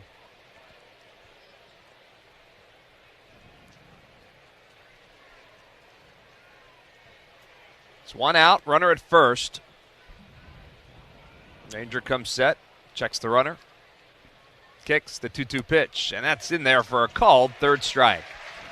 So he fooled Ward there, and that's the 2nd out here in the 4th. Well, kids 14 and under are invited to Circle of Diamond for Nemours Children's Health Kids Run the Bases after the Phillies host the Orioles for an interleague matchup on Wednesday, August 6th at 12:35. Secure your seats today at Phillies.com. That'll bring Joe Adell to the plate. And the first pitch to Adell, he fouls it straight back into the seats. It's 0-1. I'm not sure what shenanigans the television folks are doing, but they just had a camera on you, and they also had a camera in here, so I don't know what ice cream?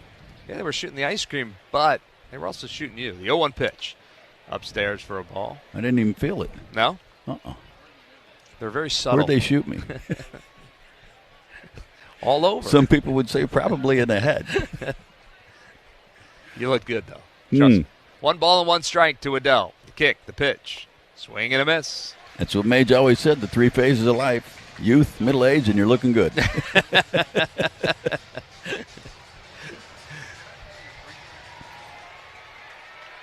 One ball, 2 strikes to Joe Adell. Runner leads off first.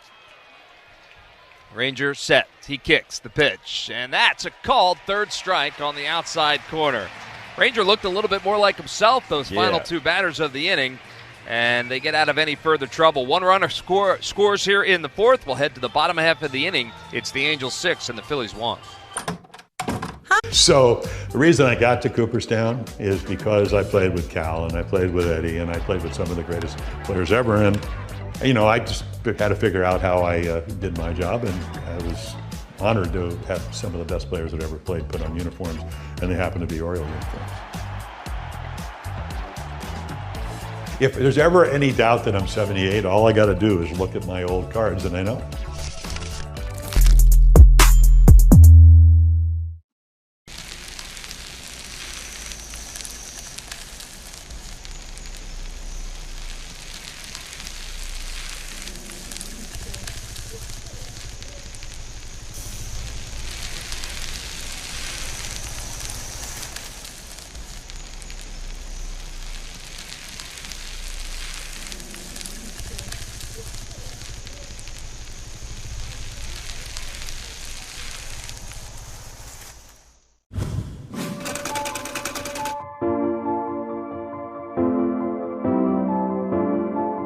We wanted to introduce something new.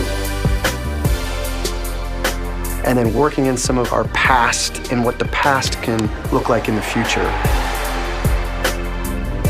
I think our players absolutely love it, and our fans, we think they'll learn to love it, especially if you can win in it. You know, that kind of solves everything. Like the Fanatic on Tuesday, August 5th, when kids 14 and under receive a Fanatic Big Chain presented by Terminix as the Phils take on the Orioles at 6:45. Grab tickets now at Phillies.com. The Phillies play here. Sports Radio 94 WIP. The RAV4th inning presented by Toyota. Check out Toyota.com to get your new 2025 RAV4 today. Toyota, let's go Phils. Bottom of the 4th, Brandon Marsh to lead it off for the Phils, who trail by 5. And the first pitch from Soriano sails outside for a ball. It's 1-0. Marsh singled and scored the Phillies' only run back in the 2nd. The kick and the pitch, and that one catches the inside corner for a strike. It's 1-1.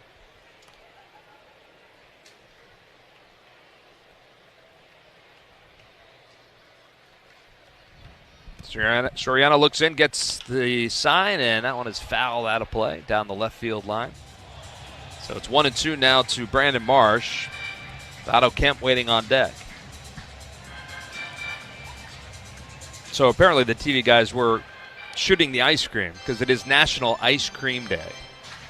Ah, well, in that case. Yeah, go dig in. You want chocolate? No, I'm good. 1 ball and 2 strikes to Marsh. The kick, the pitch. And that one is dribbled on the ground lightly to third base. Newman has it. He picks it, fires over to first, and in time to get Marsh by a step. Nice play by Newman, who was shaded over towards the shortstop spot and able to pick that for the first out. Well, Boston meets Philadelphia for an interleague matchup when the Phils host the Red Sox starting Monday and Tuesday, both at 6:45, Wednesday at 7:05. Grab tickets today at Phillies.com. So our buddy Scott Fransky, who's obviously not here today, just texted us to ask us if it's ice cream or if it's gelato, because he's had his 12th gelato in the past couple days as Otto Kemp takes that first pitch down low. Scott Fransky enjoying some family time over there in Italy right now. He's going to come back here looking like the fanatic. 1 ball and no strikes, the pitch. And that is a line drive into right field for a base hit. Inside out swing for Otto Kemp. Gets the job done. He's a 1-out base runner here in the 4th. The Phillies need base runners and somebody to knock them in. That's right. Max Kepler will be the first to try. He grounded out to second base in his first at bat. I think Scott will come back dressed in all kinds of Italian fashions as well. No. No, probably not. First pitch to Kemp. He grounds that one back up the middle. It's caught by Newman, who was shaded over. He flips over to the shortstop covering at second for the out. 5-6 goes the put out at second as the shift, defensive shift paying off for the Angels. Safe on the fielder's choice is Max Kepler, but that's the second out of the inning. Newman was shifted all the way over, basically in the shortstop spot, and able to make that play to his forehand side. So 2 outs. It'll bring Rafael Marchand to the plate. Marchand with a base hit and an RBI. His first at bat takes that one inside for a ball. I see what the trick was. Are you still working on trying to get the lid off? Bring in these helmets and don't bring any spoons. Just that is troublesome. There might be some spoons behind you. Ah. 1-0 pitch, and that one gets away from Ohapi. It's going to allow Kepler to move up to second. I think that's going to be another wild pitch. Ohapi able to keep it in front of him, but it does skip away a little bit. He was not happy about that. Fired that ball into the ground. So the count's 2-0 now to Marchand, and he's got another RBI opportunity. Kepler down there at second, 2 outs. 2-0 pitch, swung on and off the end of the bat, a squibber at the shortstop, picked up by Neto and fires across in time to get Marchand. So another ground ball out for the Phils, and Soriano able to get out of any trouble. We're headed to the 5th inning. The Phillies still I'm Jonathan Mayo, and for more than 20 years, I've traced the path of baseball's rising stars, navigating the back roads of the national pastime and basking in the glow of small-town America's spirit, where the team is woven into the fabric of everyday life, where it's more than just a game. It's a celebration of the people, the traditions, and the culture that give these places their soul. This is Grassroots.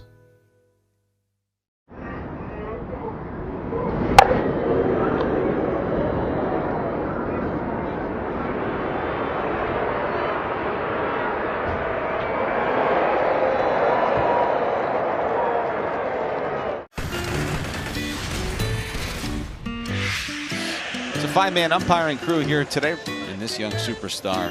And did their feet get tangled up? Yes, so Hoppy Tritt, they got their feet tangled up before the ball came down. That goes helicoptering into the net. It's prime time. And that ball is off the ladder. It's actually off the ladder. You never see that. A little tumble behind the mound, hat fell off. That was awesome. I mean, you just don't see that. That's my security right there. That's the bad one, Roscoe. Roscoe Pico train. Major League Baseball wanted to start doing something with the players and their dogs. Which one's the dog? I was undecided on whether to do a dog card or not, but my wife pushed me in the back and she wanted a famous dog, so she told me to do it. .com to learn more. Your exclusive home for Phillies baseball, 94 WIP. Suit up this season at MLBshop.com. Check out the largest selection of authentic jerseys, caps, hoodies, T-shirts, and more. Visit MLBshop.com for your Phillies gear and today's special offer. See, you can eat ice cream and read. Yeah, you can. You were kind of drinking that ice cream at this point. It's starting to melt pretty quickly here in the booth. Top of the 5th inning. And Ranger Suarez back out on the hill. It'll be Jorge Soler leading it off for the Angels. They have a 6-1 lead. Soler 0 for 1 today. He grounded out and then walked back in the 3rd. Rangers ready to go. From the windup, the first pitch to Soler. Hard hit ground ball through into left field for a base hit. Right out of the reach of Otto Kemp down there at 3rd. And one pitch and another leadoff base hit for the Angels.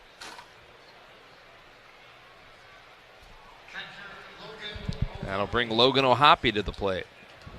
At this rate, the Angels are going to get 6 at-bats apiece. Yeah. Yep. That was their 8th hit of the afternoon. We're here in the 5th. First pitch to Logan O'Hoppe is over for a strike. Then you throw in a hit batsman and 3 walks with it, so 4 free passes. So that's 12 base runners, not counting the error. Next pitch to O'Hoppe is outside for a ball, 1-1. Yeah, and 6 of those base runners have scored. Soler gets a short lead off first. Harper holding him on, but he's not going anywhere. The 1-1 pitch, and it's fouled out of play, so it's 1-2 now to O'Hoppe.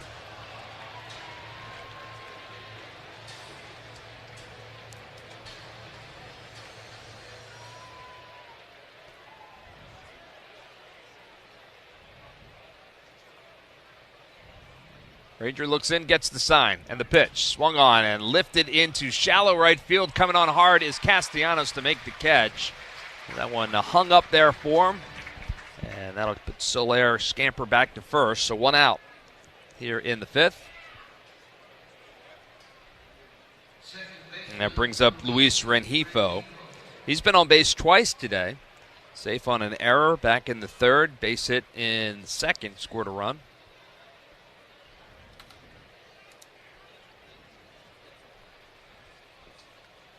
First pitch to Rengifo is a little bit low for a ball. Ranger at 94 pitches. And now the Phillies do have someone up on the bullpen mound starting to get loose.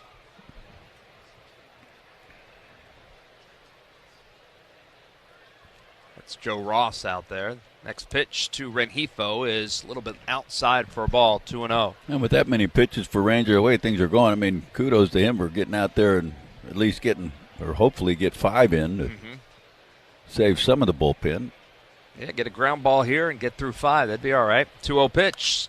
Popped up, foul, out of play, down the right field line into the seats. So 2 balls and a strike to Rengifo.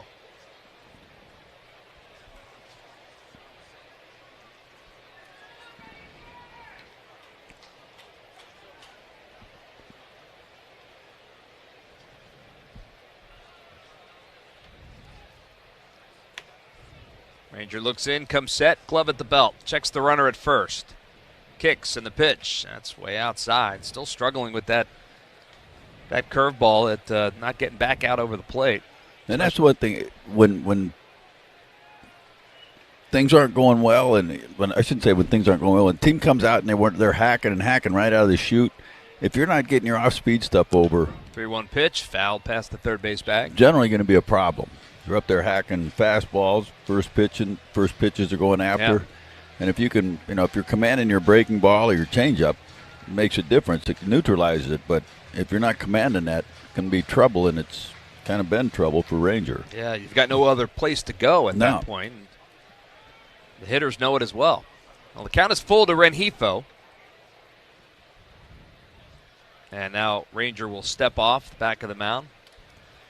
Rengifo has been swinging the bat well since June the 10th. He has a 741 OPS in his last 32 games, 3 home runs, 10 RBIs. The pitch, and that one is down low, and he's going to walk him. Soler do it. Yeah, Soler forgot the count, but he gets to head down to second. Rengifo heads down to first, and Rob Thompson will head out of the dugout, and that is going to be the end of the day for Ranger Suarez. So certainly not the day that Ranger was looking for. He lacked command from the get-go, and doesn't get through 5 here this afternoon. Rob Thompson making his way out to make the pitching change. Joe Ross coming in from the bullpen.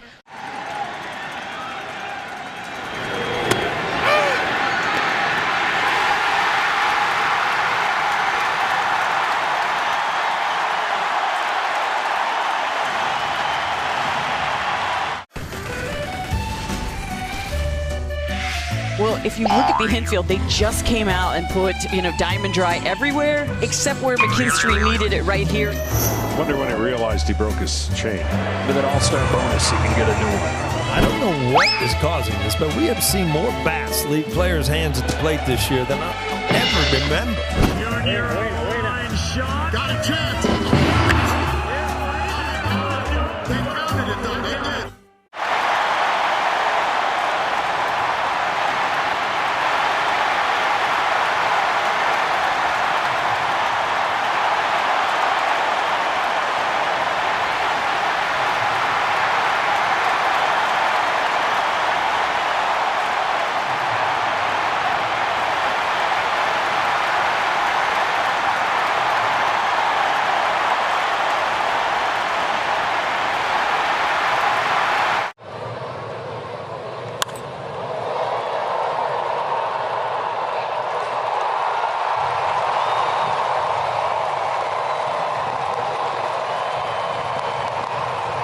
Refrigeration, propane gas, and PVF jobs. With over 100 locations, visit fwweb.com to find one near you.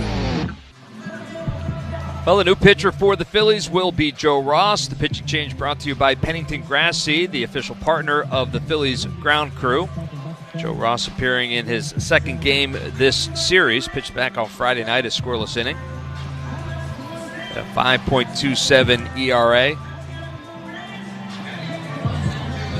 This is appearance number 30 for Joe Ross. He comes in with runners at first and second, 1 out. Phillies down 5. They trail at 6-1, trying to keep it right there. Batter's Kevin Newman, right-handed hitter. 1 for 2 today. And the first pitch to Newman is in there for a strike.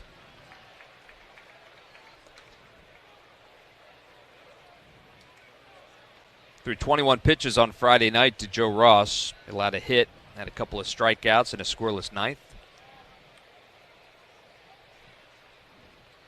The 0-1 pitch, swung on, popped up, shallow center field. Marsh went back, but now coming in, and will make the catch for the second out. So some soft contact there from Joe Ross, 2 outs. And it'll bring the top of the order for the Angels, Zach Neto, to the plate. 100 pitchers for Ranger, 100 pitches for Ranger in 4 and the third innings. Just obviously did not have with those kind of numbers, 58 strikes, 42 balls. It's not like Ranger. Well, if the Phillies bullpen can keep it right here, this game is far from over, especially with the way the ball is going to travel today. Yep. Hot, muggy day. Neto steps in. He's 2 for 3. First pitch to him is a little bit high for a ball. 96. Top of the zone. It's 1-0 to Neto. Neto sent Marsh all the way back to the warning track in his first at-bat. Nice catch up against the wall. Then he has a couple of singles. Scored 2 runs. The 1-0 pitch. Swung on, hit on the ground to third base. Kemp leaps up, gets it, throws the short way to second for the out. 5-4 goes the put out. Nice play by Otto Kemp, who had to jump and get that on the second hop over there. Perfect throw to second for the final out. So Joe Ross comes in and gets the job done. We'll head to the bottom of the 5th inning.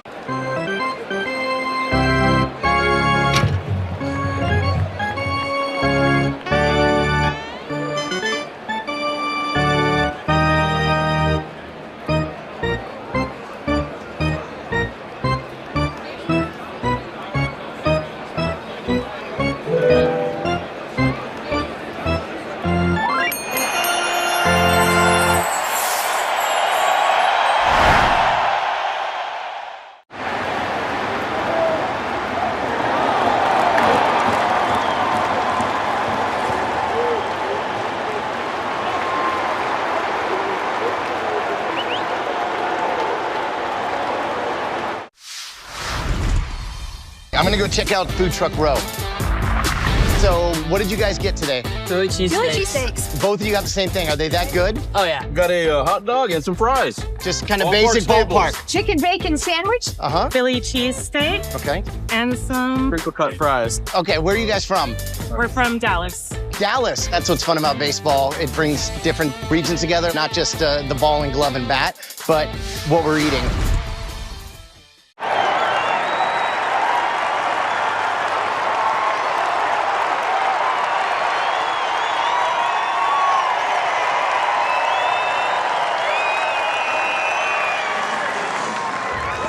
At mancospizza.com.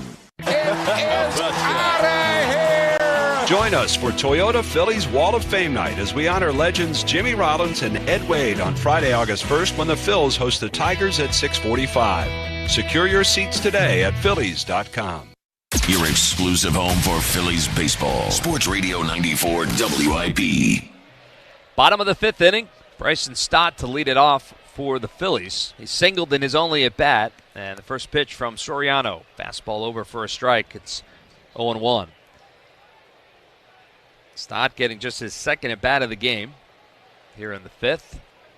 It'll be Stott, then the top of the order. The 0-1 pitch. Swung on and hit to the left side, right at the third baseman Newman, who's got it on a couple of hops. Fires over to first in time for the out. Angels have done a nice job on the infield defense, put players right in a position to make plays. Yeah, and I think the Phils have hit one ball in the air. It was a line drive by Schwarber, the second at-bat of the game, and that's the only ball that's been in the air, and that was a line drive. And that is the MO on Soriano, right? Yep. But Trey Turner, the batter now, and he swings and pokes that one into right field through the hole between first and second. So he gets a base hit. One out here in the 5th. All right, well, it's time for a Citizen Stats leader. Trent Grisham of the Yankees drove in 5 runs, including 4 with a 9th-inning grand slam to put New York up 12-8 in their 12-9 win over Atlanta last night. Citizens, the official bank of the Phillies. So that brings Kyle Schwarber to the plate. What a week it has been for Kyle Schwarber, starting at the All-Star game and grand slam last night. See what he can do here. First pitch to Schwarber. Check swing. He went around, says the home plate umpire Yashinsky. So it's 0-1 to Schwarber.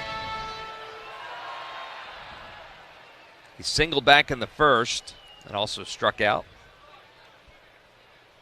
No balls and a strike to Schwarber. And the pitch. And that one's down low and in for a ball. It's 1-1. The grand slam last night, Schwarber's 32nd home run of the year. Now has 17 RBIs in the month of July. That's tied for the most in baseball with Jose Altuve. 1-1 pitch. Swung on and fouled straight down at the plate. It's 1-2.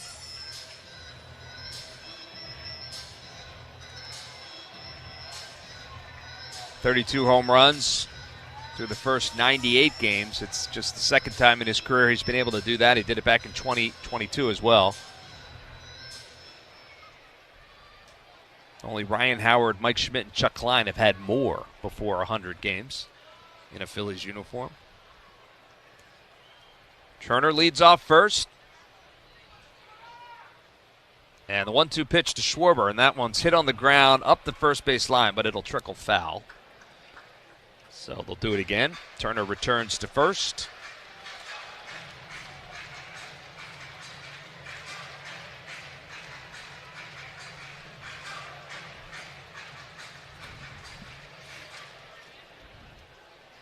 Opportunity here for the Phils. Runner on first and 1 out. They trail by 5. Schwarber at the plate. Soriano looks in, gets his sign from Ohapi. And the 1-2 pitch. And that check swing, did he go? Yes. He went around, says the third base umpire, Chris Conroy. Schwarber disagrees. But it's a strikeout for Soriano, and it's out number 2 here in the 5th. We're taking another look, and pretty close. Pretty close, yeah. So that'll bring Bryce Harper to the plate. Safe on an error in the first. Grounded out in the 3rd. 2 outs. The first pitch to Harper. Down low for a ball.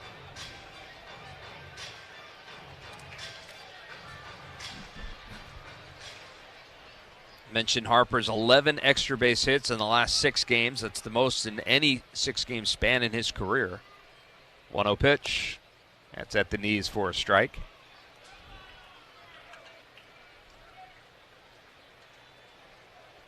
But he has said time and time again this week he feels healthy and strong for the first time in a year. 1-1 pitch.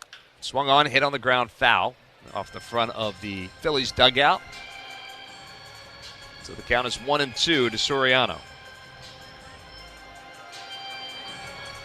And you really can see why Soriano has success. I mean, yeah. Everything. The ball is so heavy. I'm just thinking how his numbers can be so bad at home. Yeah, it's hard to believe. He has 11 ground-out outs and 3 strikeouts today for the outs today. Next pitch to Harper, sails outside for a ball. And again, just 1 ball in the air. Yeah. That was a line drive. Line drive into right field by Schwarber. That's it. 2 balls and 2 strikes to Harper. Turner leads off first. The pitch. Fouled again. That's got to be so frustrating for hitters, you know, knowing that it's hard to lift almost anything that he's throwing, you know. You just got to hope he gets the ball elevated a little bit. Those Well, sinkers flatten out when they're elevated, but he's kept the ball down pretty good. Coming into today in this series, 5 for 8 was Bryce Harper, batting .625. 0 for 2 today, as we mentioned. 2 balls and 2 strikes. And the pitch. Swing and a miss, and he got him. Blows a fastball by him at 99. And that's the final out of the inning. They only have to do 3 outs. Yeah, the Angels have completely forgotten that it's just 3 outs. But now they're coming off the field. And the Phillies still trailing by 5 will head to the top of the 6th. It's the Angels' 6.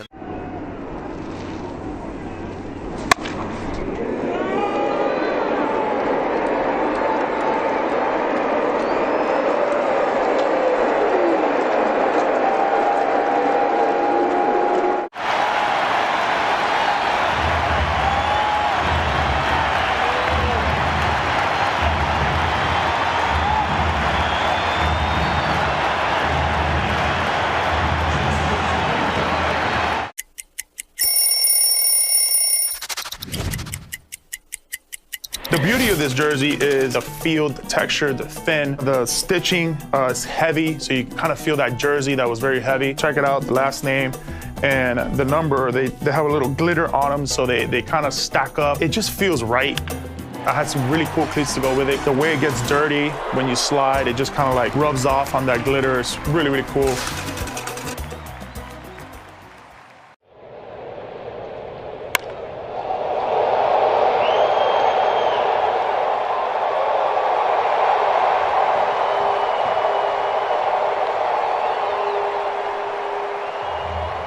With families to make every child's world a place where they can thrive. Now open in Malvern. Find your child's neighborhood specialist at nemours.org/PA. Nemours Children's Health. Well beyond medicine. Phillies baseball is brought to you by Lycio's Bakery, available at your favorite deli, sandwich shop, supermarket, and exclusively in Citizens Bank Park. Lycio's Bakery. It all starts with the bread, and proud partner of the Philadelphia Phillies. Let's go, Phils. The home of the Phillies, 94 WIP. Lamont Wade Jr. will lead it off here in the 6th. Joe Ross stays in to pitch for the Phils. after finishing up the 5th inning. And the first pitch to Wade is outside for a ball, 1-0. Lamont Wade Jr. checked in on in the 2nd inning after Nolan Shonowell couldn't finish the game. He was hit by a pitch. He's had 2 at-bats. It's 1 for 2. The 1-0 pitch to him and swung on and hit well. Deep to right field. Forget about it. That ball's crushed up into the 2nd level. Lamont Wade Jr. turning on one there, and it's another run for the Angels. It's 7-1. Wow. Well, he didn't miss that one for sure. He did not.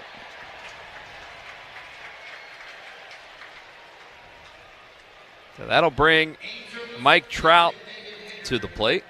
That's just his 2nd home run.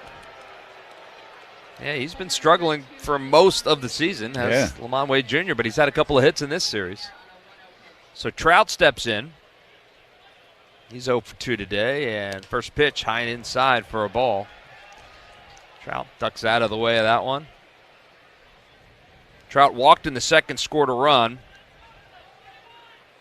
He also has a sacrifice fly to not get a run back in the 4th. Ross looks in, comes set. He kicks, and the pitch to Trout over for a strike. It's 1-1. Suarez today, 4 1/3 innings, 8 hits. He allowed 6 runs, 4 walks, and 4 strikeouts.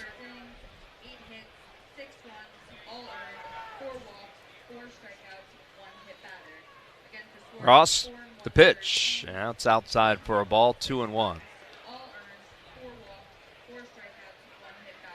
7 runs, 9 hits, 1 error for the Angels. 1 run, 5 hits, 1 error for the Phils. Here in the top of the 6th with nobody out.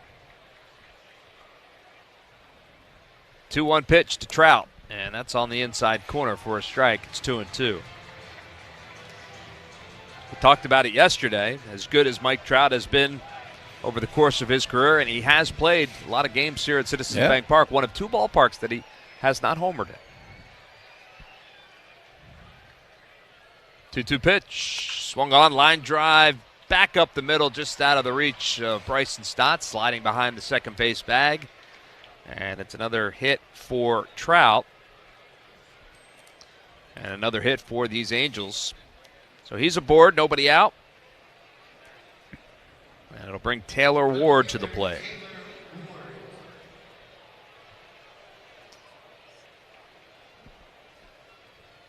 Well, Phillies fans here today, and they packed the house, but a lot of them are either seeking shade or heading home at this point. Yeah, there's a fair number of empty seats.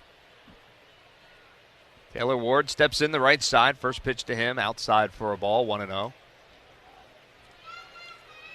Phillies eclipsed the 2 million fan mark last night. 2 million through the turnstiles already this season.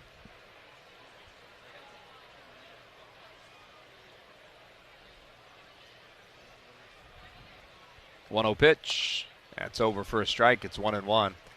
It was the fastest they got to 2 million. The Phillies have gotten to 2 million fans since 2012. Wow. Yeah. 98 games this year. There was 95 games back in 2012. 1 ball and 1 strike to Taylor Ward. Trout leads off first. The pitch. Foul out of play.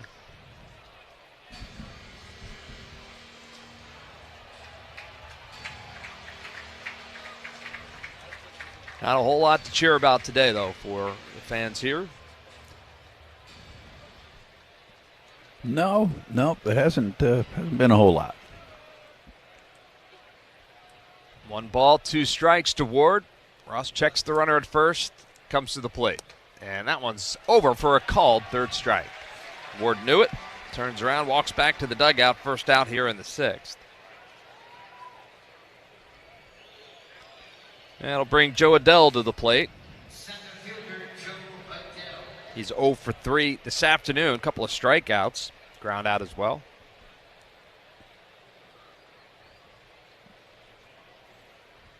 Mike Trout leads off first.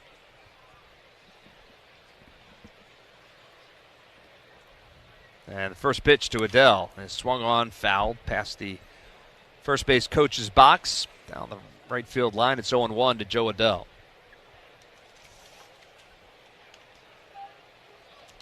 Trout, who has shown his speed off in the past, just 2 stolen bases so far this season. No balls and a strike now to Adell. Short lead for Trout, and the pitch. That's on the outside corner for a strike. It's 0-2.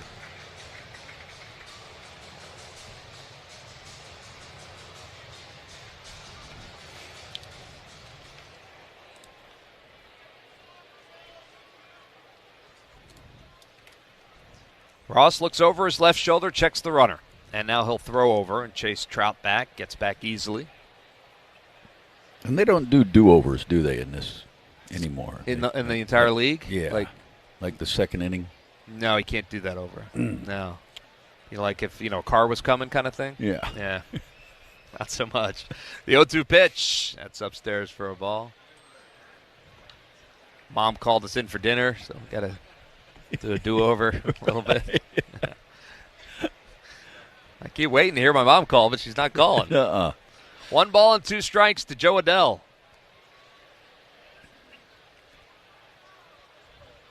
The pitch. It's down low, 2-2.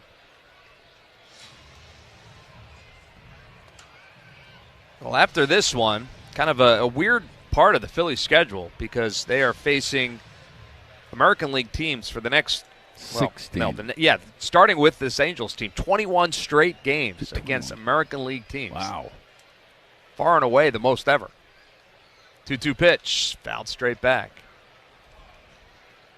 The Angels will leave town, and the Red Sox are coming in. And then the Phils will head on the road to take on the Yankees, and then the Chicago White Sox.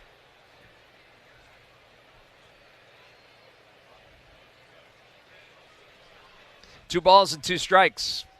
Ross, the kick, the pitch, fouled again.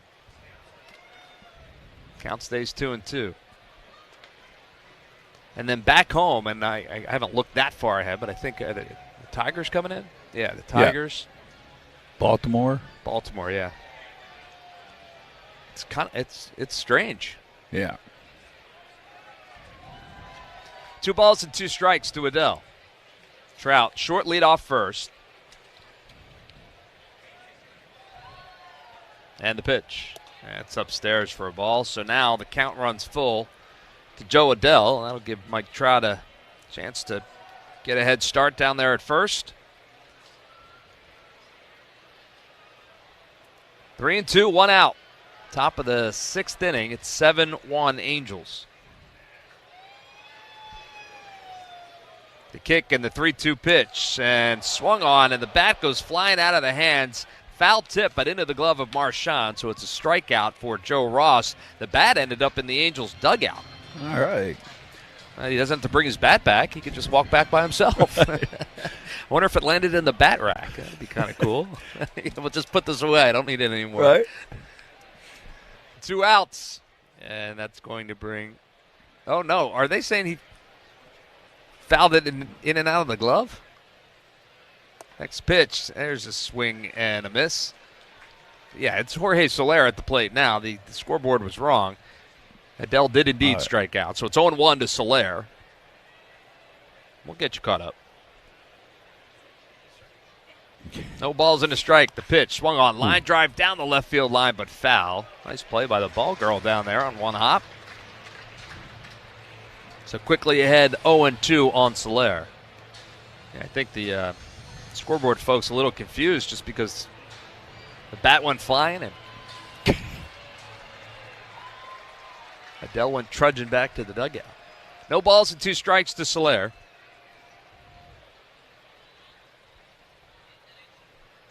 And the pitch.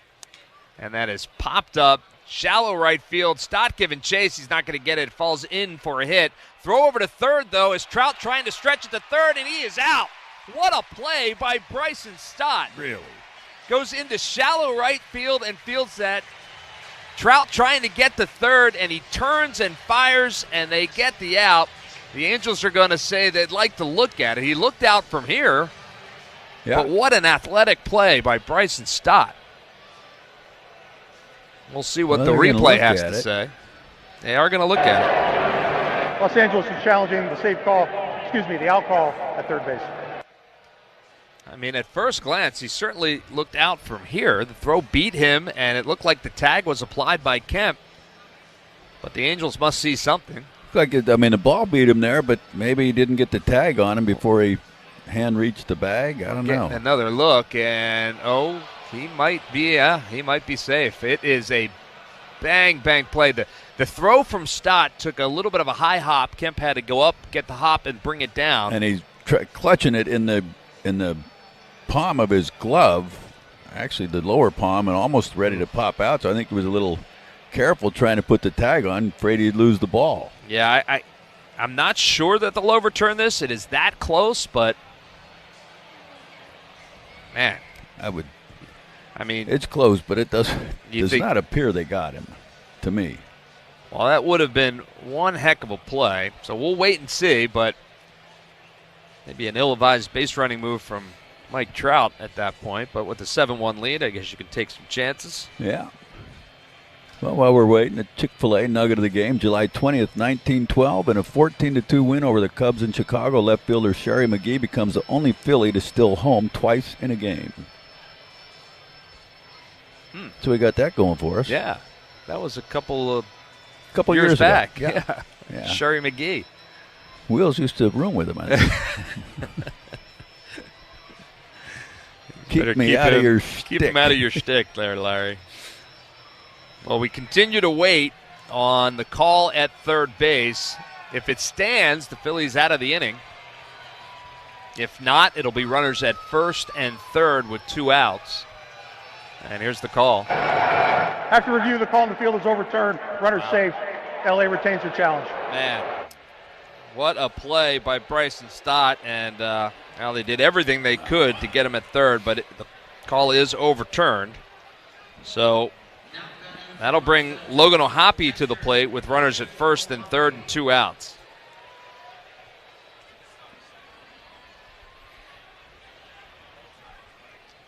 O'Hoppe with 1 hit today and 3 at-bats. They're waiting for Brandon Marsh to get back into position down there at center field. He's ready to go. The first pitch to O'Hoppe, down low and then outside for a ball. It's 1-0. O'Hoppe singled and scored back in the second and popped out and lined out.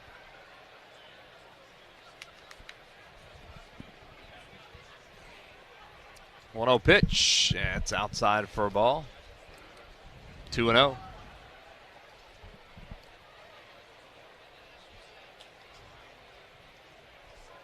Soler at first, Trout at third. 2 outs.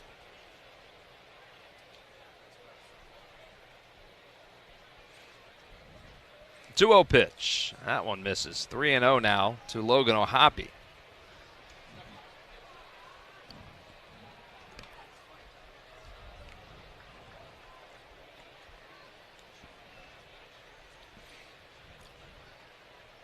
O'Hoppe digs in from the right side.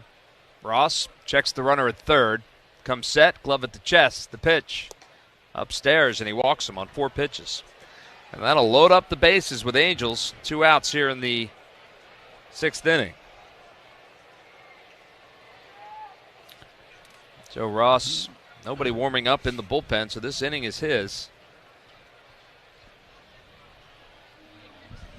And Marchand's going to go out and have a word with him, give him a little breather, I guess, and get him back on track. It's been somewhat of not a real awe-inspiring game to this point. There hasn't been a whole lot of energy here in the ballpark today. Just fall behind big early. That'll do it. Yep. Started with a rain delay, 45 minutes before even action got started. A rogue storm that passed through here. Luis Rengifo is the batter. Bases loaded, 2 outs. And the first pitch to Rengifo, he swings through that. Awkward swing. It's 0-1 to Rengifo, who continues to be a little bit of a thorn in the side. He's been on base all 3 times today. A single, safe on an error, and he walked.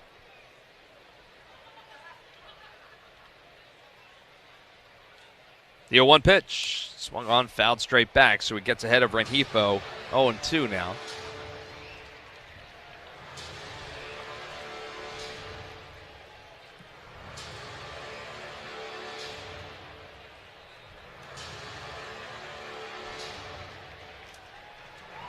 No balls and 2 strikes. Ross from the stretch. He kicks the pitch. Swing and a foul tip. Just got a piece of that one. And the count stays 0-2. This Angels team is leaving Philadelphia, and they are headed to take on the Mets. Right. Mets playing today against Cincinnati, right? Hope they save some of their home runs for Yeah. hits for the Mets series. No balls and 2 strikes right now to Rengifo. He kicks and the pitch swung on and fouled out of play again. Hey, for a team hitting, 232 coming into this series. Hey, you wouldn't know it, right? 10 hits the first game, 12 hits yesterday, and a losing cause. 10 hits here in the first 11 now, yeah. 2/3. Or 11, yeah. No balls and 2 strikes to Rengifo. Joe Ross comes set. He kicks and the pitch. Fouled again. Let's pause 10 seconds for stations to identify themselves here on the Phillies Radio Network. 94 WIP HD1 Philadelphia. Powered by the Tasty Cake Studios. The home of the Phillies. 94 WIP. An Odyssey Sports Station. No balls and 2 strikes to Rengifo. And the pitch. And that one just misses outside. 1-2. Greg Murphy here with you today, alongside Larry Anderson, Francisco Rojas back in our studios, Mike Tuberosa here in the booth with us. Phillies trail it 7-1, trying to keep it there. The next pitch to Rengifo, and that's a ground ball, left side. Turner has it. He'll go over to first and gets Rengifo by a step. 6-3 goes the putout, and the Phillies get out of the inning without any more trouble, but a solo home run by Lamont Wade puts the Angels up.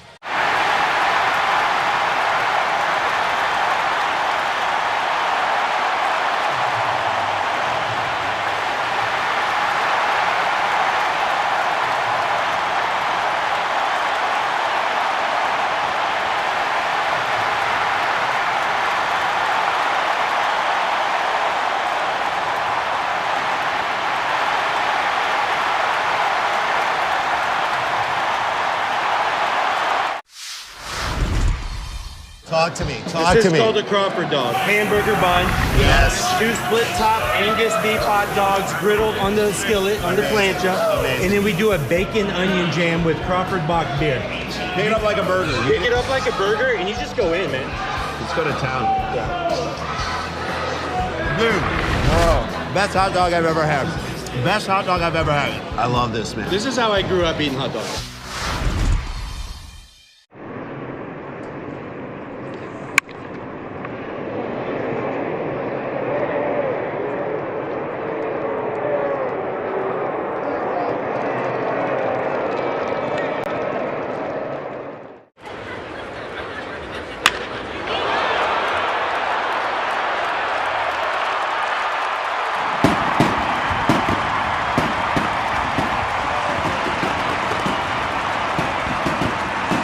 pgworks.com. While everyone's listening to the ball game on the Phillies Radio Network, the Engineers Labor Employer Cooperative, ELEC, is hard at work rebuilding our infrastructure, whether it's transportation, water, or energy projects. ELEC and the operating engineers, 825, are ready to get to work building our bounce back. Phillies Baseball, Sports Radio 94 WIP. Time for the Independence Blue Cross Player Spotlight, which is focused on Seth Johnson, who last night, after the Phils scored 5 runs in the bottom of the 6th inning, picked up his first Major League win of his career. Good for him. Independence Blue Cross. Learn more at ibx.com. Well, bottom of the 6th inning, Phillies trail by 6. Jose Soriano back out on the hill for the Angels. He has been outstanding today. Nick Castellanos will be the first to face him. A couple of ground outs for Nick this afternoon. And the first pitch to him at the knees for a strike. Bill's been out hit 11-5 to this point. Feels like it. Next pitch to Castellanos, down low. So they have 6 more hits than the Phils and 6 more runs than the Phils. I think those two things coincide. Yeah. 1 ball and 1 strike to Castellanos. He dribbles that one foul up the third base line. So it's 1-2 now to Phillies right fielder. Well, right now up in New York, the Mets in the bottom of the 8th inning have just put a run across, and they have the lead now over Cincinnati 3-2. There's 2 outs in that inning. Castellanos hits one on the ground to the shortstop Neto. Backhand, he plants and fires, and he gets Castellanos by a step. 6-3 goes to put out, and that's the first out here in the 6th. Mets have runners on first and second with the 2 outs.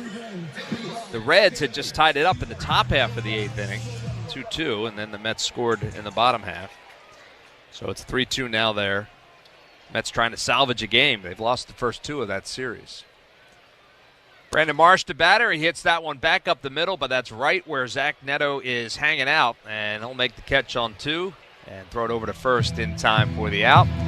So 2 quick ground outs for Jose Soriano here in the 6th.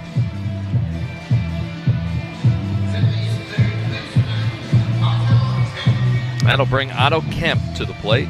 1 for 2 today. Elsewhere around baseball, the Padres all over the Nationals right now. In the 9th inning, it's 8-1. First pitch to Kemp, over for a strike. Xander Bogaerts with a grand slam in that game for San Diego in the first inning. Next pitch to Kemp, outside for a ball. And the Marlins, who had been playing really good baseball, they're not getting it done today. Bottom of the 9th right now, they trail at 7-0 as Kemp hits that one foul off the camera well down the third base line. Salvador Perez with a home run for Kansas City. Marlins in 3rd place, though, in the National League East right now. Not that. And the Braves, well, they lost again today to the Yankees 4-2. 1-2 pitch, and that one is scalded into the Phillies dugout. Down by the camera folks. Count stays 1-2 to Otto Kemp. Scoreboard update brought to you by Oliver Heating, Cooling, Plumbing, and Electrical. You'll feel the difference. 1-2 pitch to Kemp. Ooh, upstairs. Look out. Kemp has to bend back and get out of the way of that one. That one came up by his shoulder. Count goes to 2-2 on Otto Kemp. Wow. I mean, that was right around his head. That's. Well, he digs back in. And the 2-2 pitch. And he dribbles it with foul. Past the first base bag. Past Paco Figueroa. Count stays 2-2 to Otto Kemp. We're going to see a lot of Otto Kemp over the next couple of weeks with Alec Boehm being on the shelf. Rob Thompson saying today that Kemp's going to get a bulk of the work down there. Of course, Sosa can play third as well. Next pitch to Kemp. Fouled out of play. But he said, he's really liked the way Kemp approaches things and his at-bats. So. Yeah. Just his 29th game in the big leagues for Otto Kemp. And the pitch. That one's in the dirt. Nice stop by O'Hoppe, so the count runs full.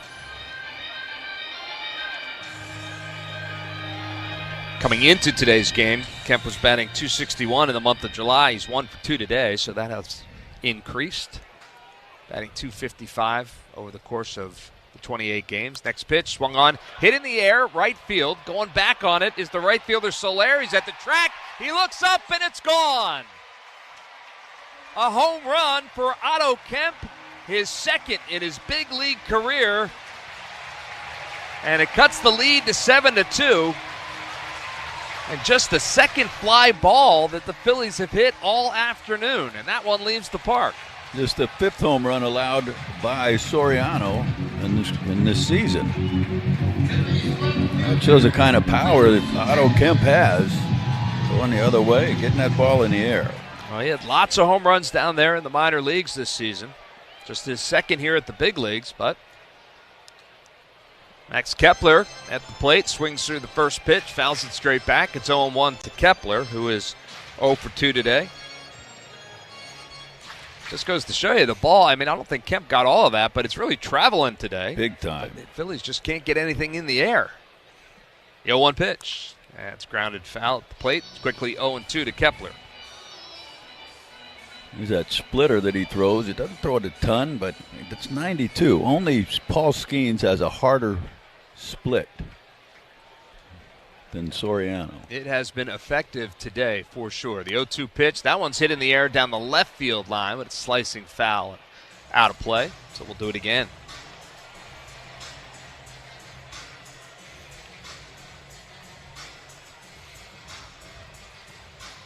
That was pitch number 80 for Soriano. And no action in the bullpen yet for the Angels. No balls and 2 strikes. The pitch. And that's just a little bit outside. Check swing, no swing, says Chris Conroy down there at third. So 1 ball and 2 strikes now to Kepler.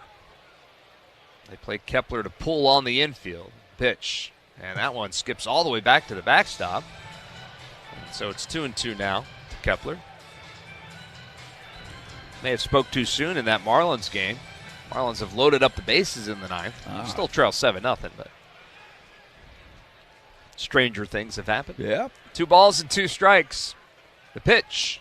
And swing, and did he get a piece of that? He did. Just awkward swing by Kepler, but gets a tiny piece of it. That was definitely a defensive swing. Yeah. So he'll stay alive. Count stays 2-2. Next pitch will be the 7th pitch in this at bat. Soriano looks in and gets his sign. The kick and the pitch. Swung on and popped up. Foul. That'll find the seats over the third base dugout. Trying to stay in on Kepler after that kind of funky swing where he just got a piece of it. He came back with 99 fastball in there and another kind of funky swing. Yeah, spoiling a couple of good ones, though, yeah, is Kepler, so that's good to see. 2 balls and 2 strikes.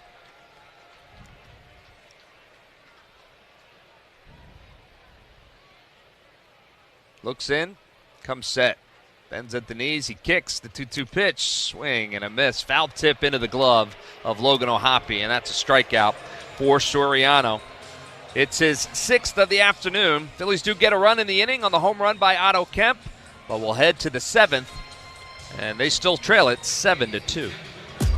There's nothing like when you get that part from eBay and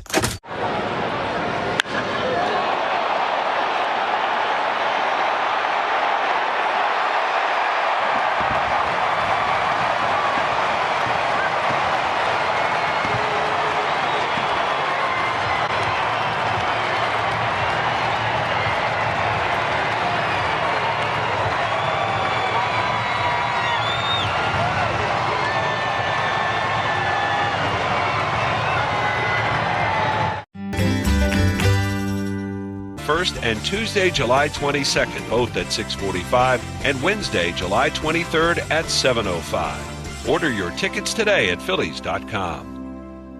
The Phillies play here. Sports Radio 94 WIP. PGW game summary. Well, the Angels went out, scored 5 runs in the second inning after 4 straight singles, a walk, and then a walk and a run, and then a 3-run double by Ward. Gave him a 5-0 lead. Had 2 more, one in the 4th, one in the 6th. Phillies scored 1 in the bottom of the 2nd, 1 in the bottom of the 6th. 7-2 going to the 7th inning. PGW fueling the future. And Seth Johnson will get the 7th inning for the Phils. He throws the first pitch to Kevin Newman, over for a strike. It's 0-1. Ranger went 4 1/3 in this one, gave up 8 hits, 6 runs. 0-1 pitch outside for a ball. Just did not have Ranger Suarez stuff today or command at all. Johnson looks in. He gets his sign. He's ready to go. He kicks the 1-1 pitch, and it's hit hard on the ground, but right at the third baseman Kemp, who bobbles it. And that is going to be Kemp's second error of the game, in and out of the glove. And safe at first is Kevin Newman, is indeed an error. Frustration showing on Kemp's face there. Second error on him today. And that's back to the top of the order now for the Angels, Zach Neto. Well, Johnson, who pitched last night, ended up getting his first major league win last night.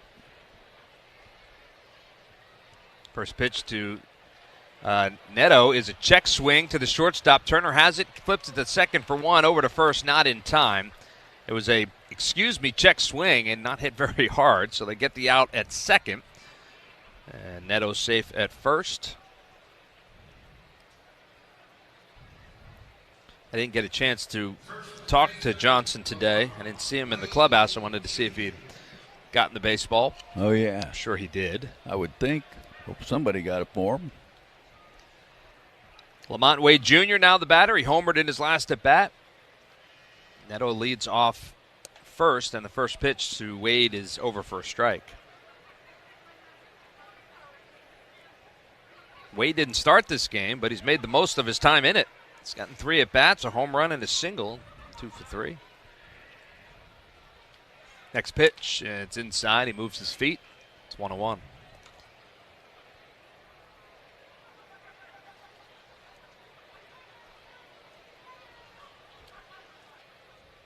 Do you have your first win, your baseball? Somewhere.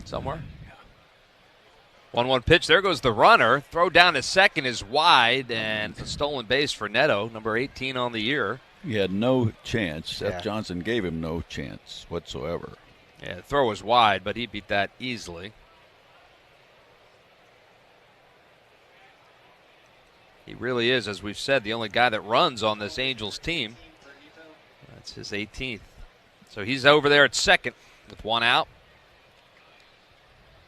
2-1 pitch. That's upstairs for a ball. It's 3-1. So it's like in a closet somewhere, or, in a drawer. Right. Yeah. Somewhere in the dog up. Toys. Yeah. Yeah. Good. 3 balls, 1 strike to Lamont Wade Jr. And the pitch. Swung on, popped up, foul. That's going to find the seats. I gotta find out where some of that stuff is. My first save, my first win. I also have a ball autographed when he had a home run hitting contest when I was in AAA in Portland. And I got a ball with the autograph of Hank Aaron, Mickey Mantle, Ooh. Whitey Ford, Wow. Eddie Matthews, and Ernie Banks. All on the same ball? On the same ball. Wow, that's very cool. 3-2 pitch. Swung on, line drive, foul. Up now, the if I could just find it, it would be swell. Yeah. They said it would be a collector's item if each one was individual. I'm like, well, I didn't. I think it's a collector's item with all 5 of there on the baseball. I would think. Whitey Ford was pitching the home run hitting contest, and those other guys were there to do it. 3-2 pitch. And it's outside, and he walks him. So 2 base runners on now. 1 out here in the 7th. I would pay good money to go see that home run derby. Well, how about just pay me and I'll show you the ball? Sounds like a plan. If you can find the ball, yeah. I'll give you $5 and I'll hold on to it for you. How's that? Yeah, there we go. Mike Trout steps to the plate with 2 on and 1 out, and the pitch upstairs for a ball, 1-0.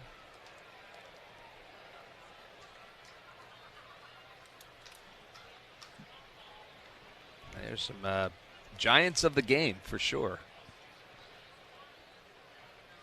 Next pitch to Trout. Check swing. Did he go around? Yes, he did. That's a great pitch too, and that ball is a cutter and or slider, I guess it calls it, right at the knees, outside corner. It's like they could teach these guys to pitch downhill, keep the ball down at the knees. 1-1 pitch. Foul out of play. Instead of where. A lot of young pitchers now, they throw hard, but most everything they throw is right in the middle of the plate and elevated. It's just. Yeah, time and time again, you just see guys giving up on it. Yeah. Think about throwing downhill. 1 ball and 2 strikes to Trout. The pitch. Fouled again. Ooh. Big cut right there from Trout. He just missed that one. That's another elevated pitch. I just honestly, I don't think there's enough emphasis on pitching down in the zone, and I don't understand why. 1 ball, 2 strikes. Runners lead off first and second with 1 out, and the pitch. Swung on, hit in the air, shallow right field. Castellanos coming in. Stott going out. Stott will call off Harper and make the catch in shallow right. Nice play by Bryce and Stott. 2 outs. Stott might be struggling at the plate, but he certainly doesn't struggle in the field with that glove. Nope, he is as consistent as they come out there. He really is. So that'll bring Taylor Ward to the plate. He struck out in each of his last 2 at-bats, but he's also doubled and walked in this game. 2 runners on, 2 outs, and the first pitch to Ward is over for a strike. Ward with 23 home runs so far this season, including 2 in this series, 1 in each game.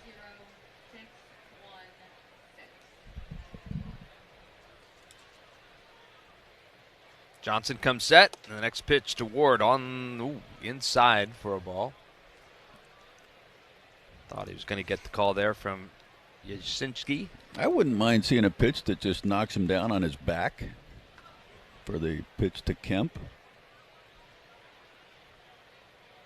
The 1-1 pitch. Swung on, line drive, left field. Kepler going back, reaching up. No, he's not going to get it. It's over his head. 1 hops the wall, and 1 run will score. And it'll be a double for Ward. And that one got over the head of Kepler in a hurry. Yep. Another elevated pitch, thigh high, belt high. So an RBI double for Taylor Ward, his 2nd double of the game. And his 4th RBI of the contest. And it's going to bring Joe Adell to the plate. And bring Caleb Cotham to the mound. Well, Johnson got the win last night, as we mentioned. He did allow a run in. He allowed a home run to Moncada to lead off the 5th, but then retired the next 3 batters. Ends up on the right side of the decision. But he allows a run here in the 7th. This one's starting to get out of hand for the Phils. That Marlins game did go final, but wouldn't you know it, the Marlins did put 4 runs across in the bottom of the 9th inning, but they end up losing 7-4.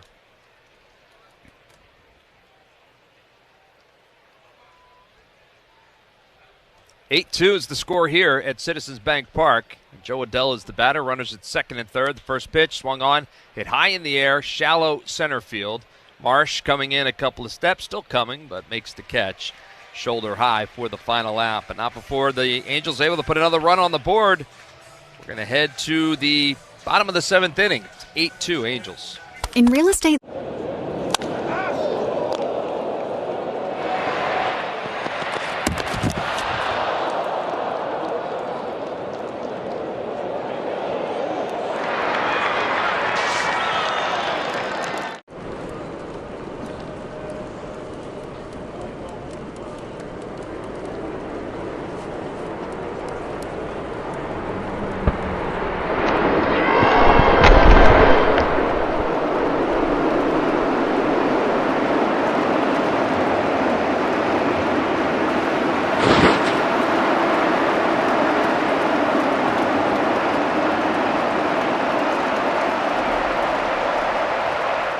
It is a 1933 Gaudí Babe Ruth card.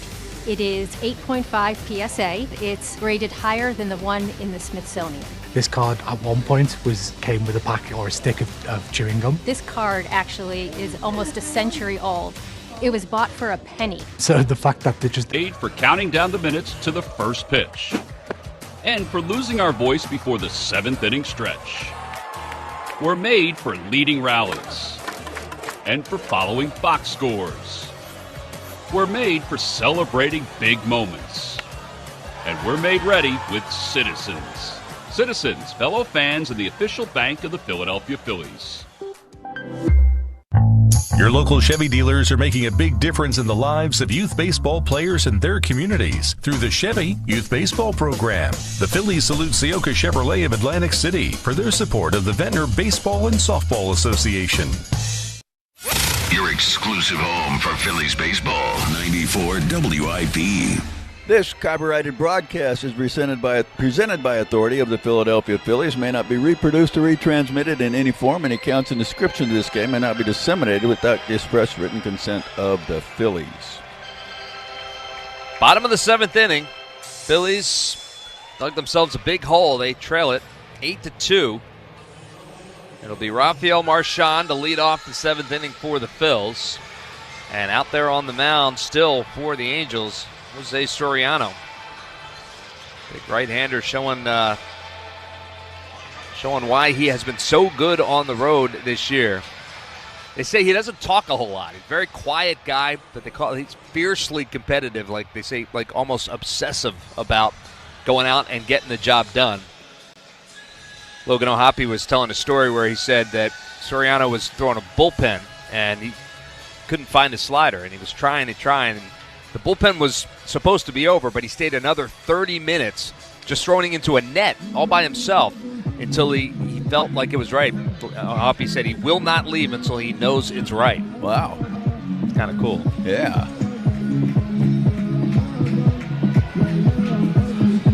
I would like that in the bullpen warming up with, like, I know I only threw one pitch, but if I would keep throwing. If somebody's throwing too much, I keep throwing until I knew it was where I wanted it to be. Yeah.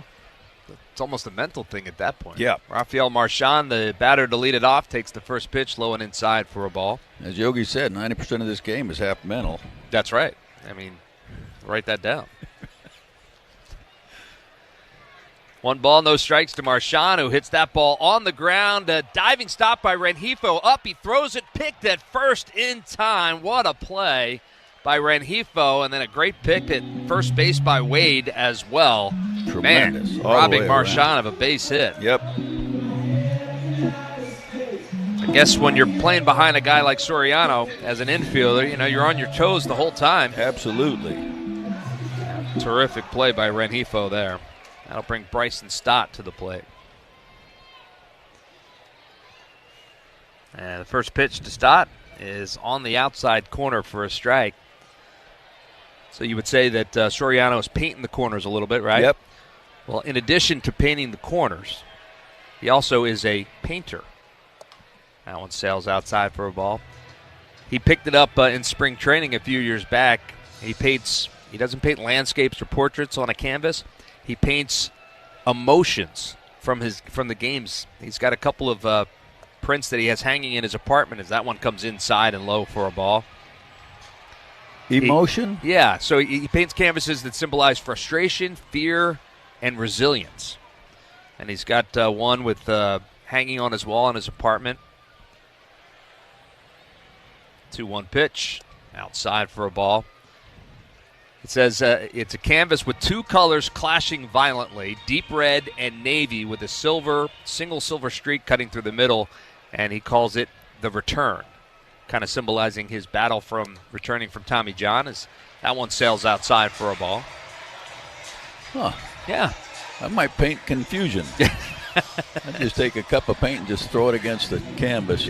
I would buy that from you and hang it on my wall. With the baseball? Yeah, as long as you throw the baseball in. So 1 out base runner, Bryson Stott. He walks, and it'll bring Trey Turner to the plate. Phillies, they're going to get back into this one. They need to do it quickly. Turner hits one on the ground to third baseman Newman. He's got it over to second for 1, over to first in time for the double play. So they're not going to do it here. 5-4-3 is the double play. That ends the 7th. We're headed to the top of the 8th. Phillies trailing 8-2. They say Delco's a lot. Well, if you look at the infield, they just came out and put, Diamond Dry everywhere except where McKinstry needed it right here. Wonder when he realized he broke his chain. With an all-star bonus, he can get a new one. I don't know what is causing this, but we have seen more bats leave players' hands at the plate this year than I ever remember. shot. Got a chance. They counted it, though. They did.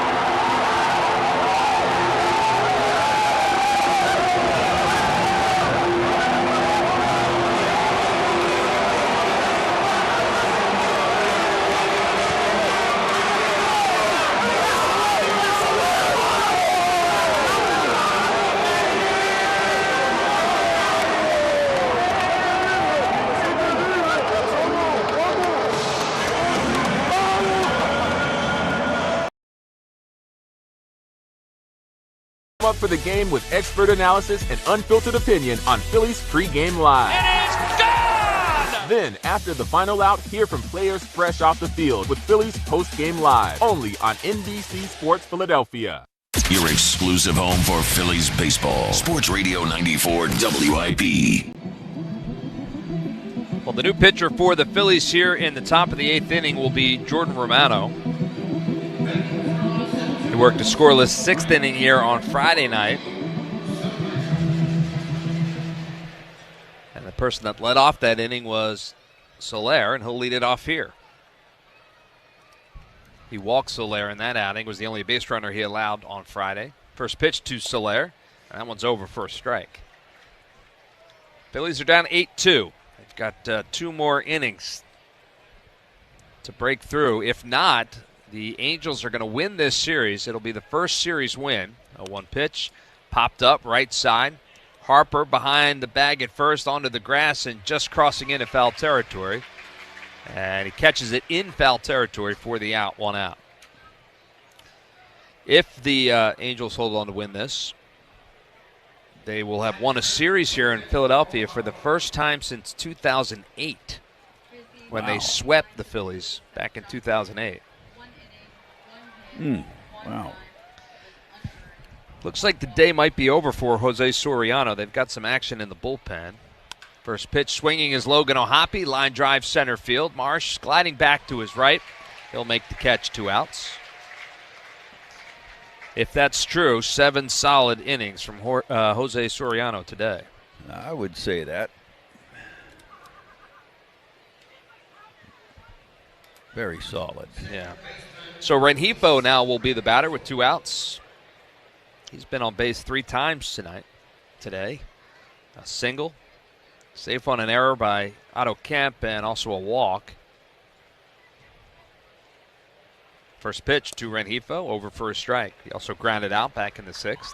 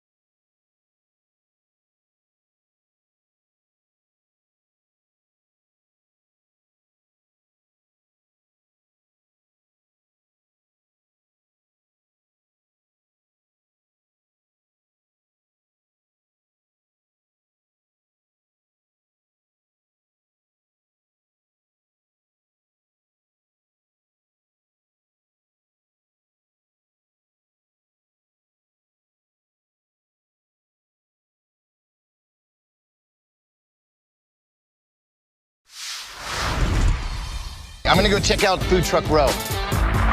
So, what did you guys get today? Philly cheesesteaks. Both of you got the same thing. Are they that good? Oh, yeah. Got a hot dog and some fries. Just kind of basic ballpark. Chicken bacon sandwich.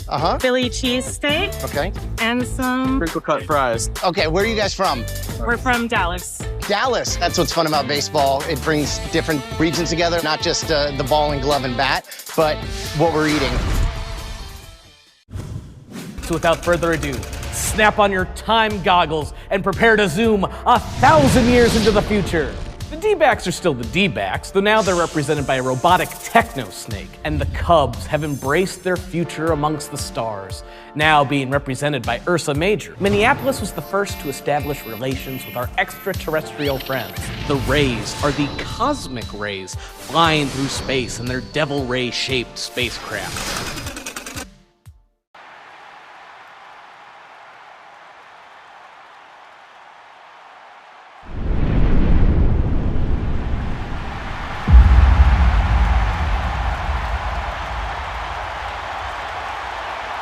Power on. During the Phillies 2025 season, Tito's Handmade Vodka will donate $1 for every Tito's cocktail sold at Citizens Bank Park to Philly. Sponsor of the Philadelphia Phillies. The home of the Phillies, 94 WIP. Bottom of the 8th inning, and Kyle Schwarber is going to lead it off for 46th game of the year. Got a record of 4-1 with a 3.52 ERA. Gustavo Campero in right field. So Solaire's day is done, and first pitch to Kyle Schwarber at the knees for a strike.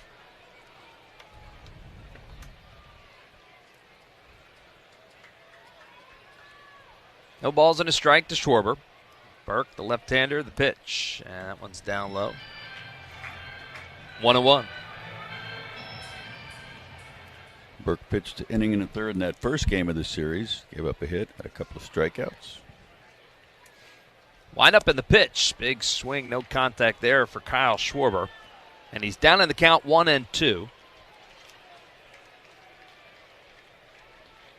Schwarber singled back in the first, a couple of strikeouts since.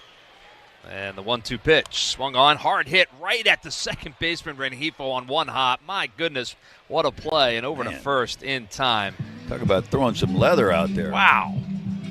That thing was a rocket off the bat. That 4-3 goes to put out. I'm starting to think it's not the Phillies' day, Larry Anderson. No, it is not. That I would concur with.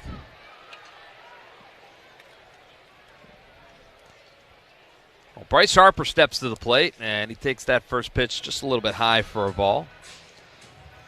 Well, his last 26 outings, so going back to May 20th, Brock Burke has been really good in 21 innings, just a 1.27 ERA. Next pitch to Harper, and that one is check swing, no swing, so 2-0 to Bryce Harper. But if you're the Phillies lineup, I guess you're just happy Soriano's out of here. It doesn't matter who they bring in. No doubt. Yeah.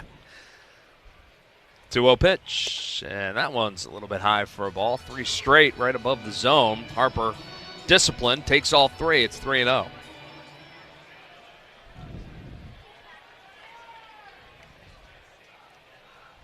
The kick, the 3-0 pitch, and that one, well. Oh, my, that's called not a strike. Called a strike. Jeez. That's the obligatory 3-0 That's called that strike. High strike that's above the strike zone that is a ball. A much better pitch, a much worse pitch than the ball he called on Ranger, on Trout. Changed that whole inning. On the count now, 3-1 to Bryce Harper in the pitch, and fouled straight back. Yeah, the one that was called a ball to Mike Trout, which allowed Ward to come to the plate, and he cleared the bases with the double. It was all over the zone. Yeah. Well, the count runs full, 3-2 now to Harper, and the pitch. Swung on and hard hit, but foul. Ooh, look out, Paco Figueroa gets out of the way of that. Very athletic down there is Paco.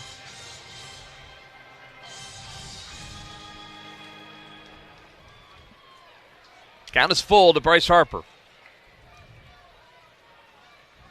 Pitch. And that one is a called third strike. Harper drops his bat, throws his hands up in the air. Now he waves off Jashinsky as he tries to talk to him. Well, where was that strike call back in the second inning? No doubt. That missed the zone as well. That was up and out of the zone. We're getting another look. That's not even close. How can you call that a strike? Yeah, frustrating day all the way around for the Phils. Now Castellanos will be the batter. I'm surprised Harper didn't get tossed there. Me too. And that pitch is blown right past Castellanos. Swing and a miss. It's 0-1. He dropped his bat. He threw his hands up in the air. Then Jashinsky said something to him, and he turned around and kind of waved them off. 0-1 pitch. Swung on, fouled out of play. It's 0-2.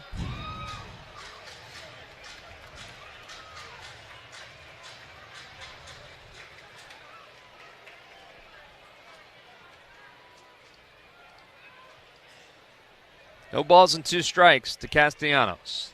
The pitch. Swung on, hit on the ground, back up the middle, scooped up by Neto. He spins, he turns, and he gets Castellanos by a step. My gosh, that ball was beyond Neto, the shortstop. When he got it into his glove, he spun and fired, and they get Castellanos. What a play. Some great defensive plays behind Burke in that inning, and we are headed to the top of the 9th, and it's been all Angels.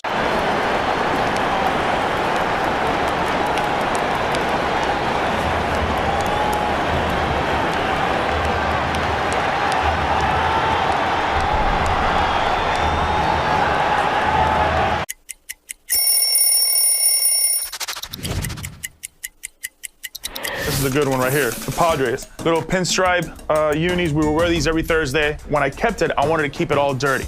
I always felt like if you didn't get dirty in a baseball game, you kind of didn't really play that day. So I had my pine tar there, a little dirt in the front side of it, but the brown and orange, really cool cleats. All the fans really enjoyed it as much as the players did.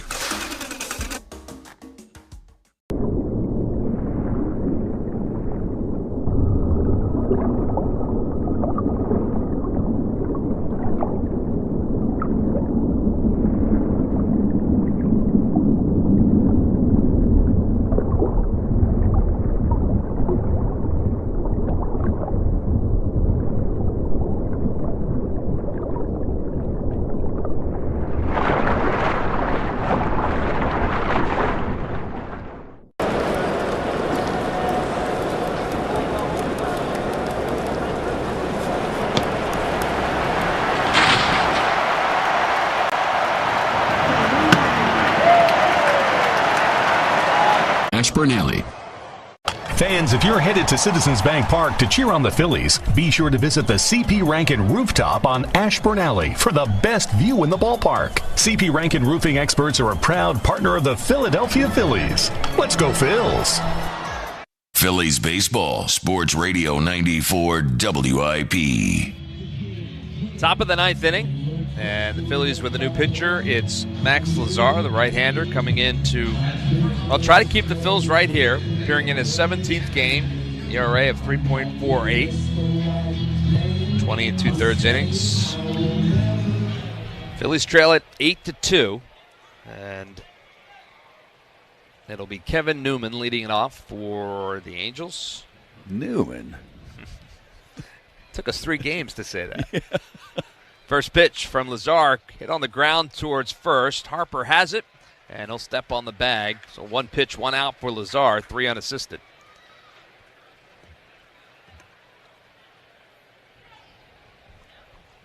As we mentioned, the Angels leaving here and continuing on their road trip up to New York,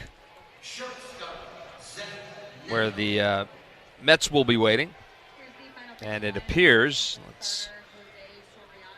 the Mets will, they did go ahead and win that game today 3-2. So they're going to gain a game on the Phils. There'll be a half game back in the National League East, as Neto takes that one a little bit low for a ball, 1-0. That is, unless the Phils able to stage a pretty big comeback in the 9th.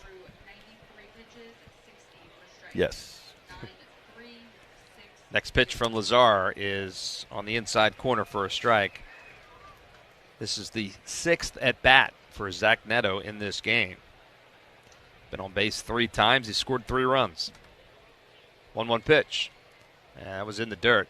He had scored in 8 straight games until last night. He didn't score in last night's game, so it ended that streak. It was the longest running streak in baseball. But he's apparently started a new one, crossing the plate 3 times today. 2-1 pitch.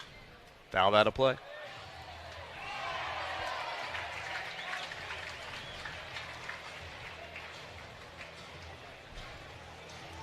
Angels scored 5 runs in the second. They scored 1 in the fourth, 1 in the sixth, and 1 in the seventh. Phillies just 1 in the second and 1 in the sixth.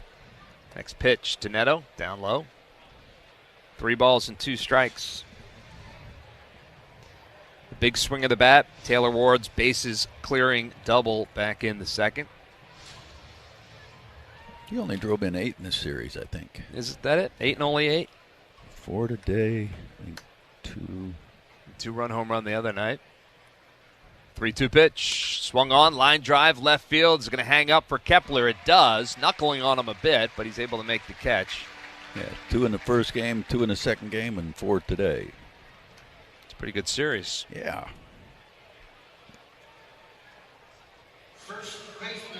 The Angels, they're still in the thick of things in the American League East, or in the American League wild card situation, which makes it interesting because you would have thought perhaps they'd be sellers at the deadline. Right. As Lamont Wade Jr. steps in. He's been on base 3 times since checking into this game in the second inning. And Ward would be an interesting candidate out there on the trade deadline, would he not?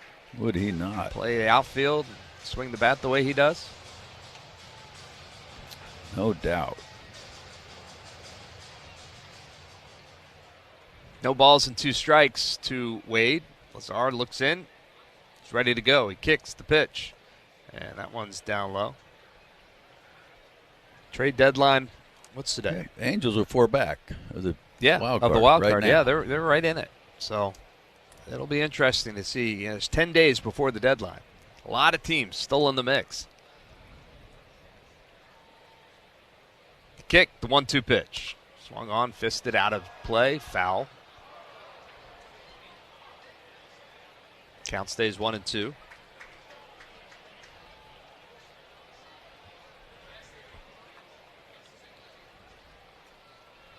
So the Phillies, barring the comeback, will drop just their 6th series of the year here. That's lined into center field. What an afternoon for Lamont Wade Jr. Really?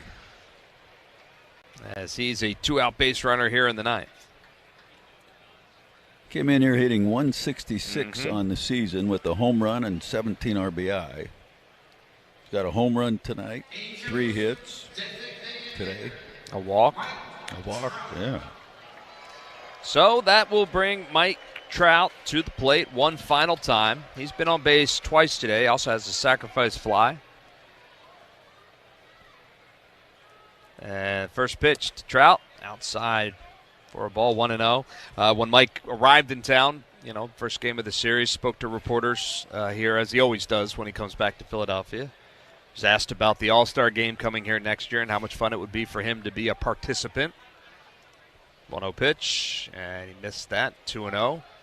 And he didn't mince words. He said, absolutely. I would love to be a part of an All-Star game here in Philadelphia. I'm sure the fans would enjoy that as well. Yeah. 2 balls and no strikes to Trout, the pitch. And that one's on the outside corner for a strike. I was curious if maybe he spent the All-Star break here in the Philadelphia area. Would not be surprised if he did. Kind of worked out well for him in terms of the schedule. 2 balls and a strike. The pitch swung on. Hit high in the air, deep to right field, but it's slicing foul and out of play. Not home run distance. Looks like you're going to be all right with the traffic going home, Murph. Many folks have gotten a jump on everything. Well, after the game. That's right. There's an event here at the ballpark. JT Realmuto, his wife Lexi, Faith in Baseball night, or afternoon here. 2 balls and 2 strikes. And that's inside for a ball. I'm going to be a part of that down there. Nice. They expect a pretty big crowd. Yeah. Folks going to hang around. There's going to be a concert of Christian music afterwards as well. So that's all happening after the ball game. 3-2 pitch, swung on and hit weakly up the third base line, foul.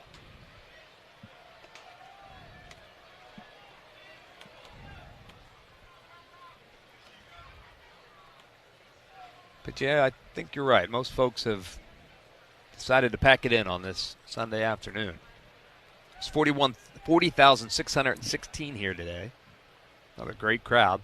3-2 pitch. Swung on, hit hard on the ground to the shortstop Turner. He backhands, so will make the play over to first in time to get Mike Trout.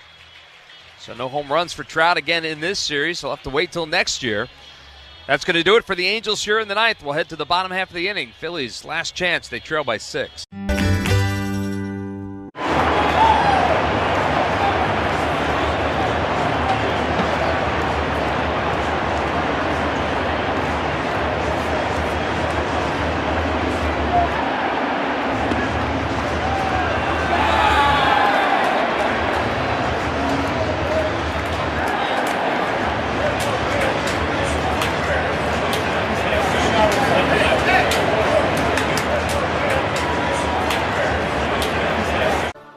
The Orioles will head north to take on the Phillies for a midweek matchup on Monday, August 4th and Tuesday, August 5th, both at 6:45, and Wednesday, August 6th at 12:35. Snag your tickets now at Phillies.com. The Phillies play here. Sports Radio 94 WIP. Last chance time for the Phillies. Bottom of the ninth inning. Carson Fulmer will be the new pitcher for the Angels. Brandon Marsh will lead it off. It'll be Marsh, Kemp, and Kepler. 5, 6, 7 here in the lineup tonight. Infield for the Angels play Marsh all the way around to pull on the right side. First pitch down low.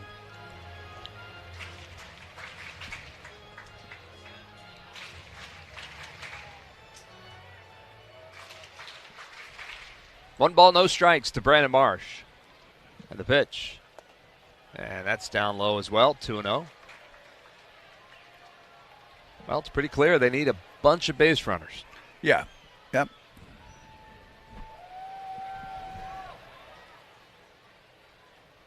Two-0 pitch to Marsh, and that's on the inside corner for a strike. So 2-1 now to Brandon Marsh, who has singled and grounded out twice in this game.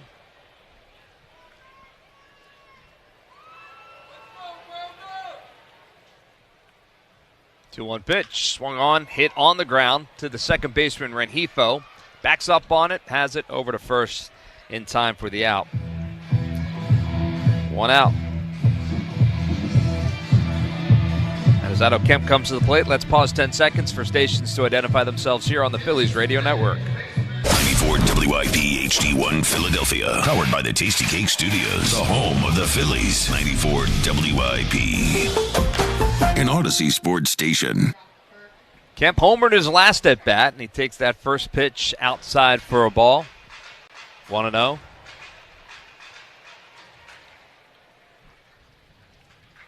Two hits today for Otto Kemp. He has single and the home run. Next pitch is at the knees for a strike. It's 1-1. He also did have two fielding errors over there at third.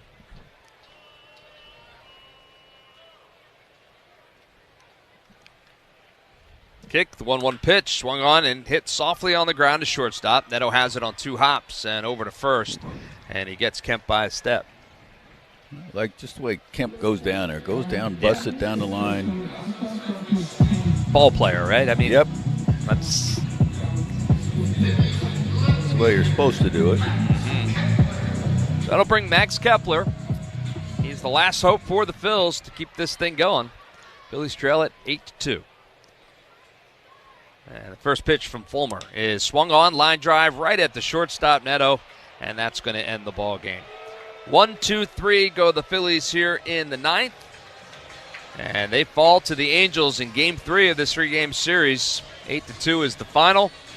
They will lose this series, first series out of the break, and just winning the middle game against these Angels. Look, the Angels came in playing good baseball, good young team. They really swung the bats. They hit for power, and we saw a lot of that this week. Yeah, no question about it. I mean, we saw that they can slug, and they certainly slugged it.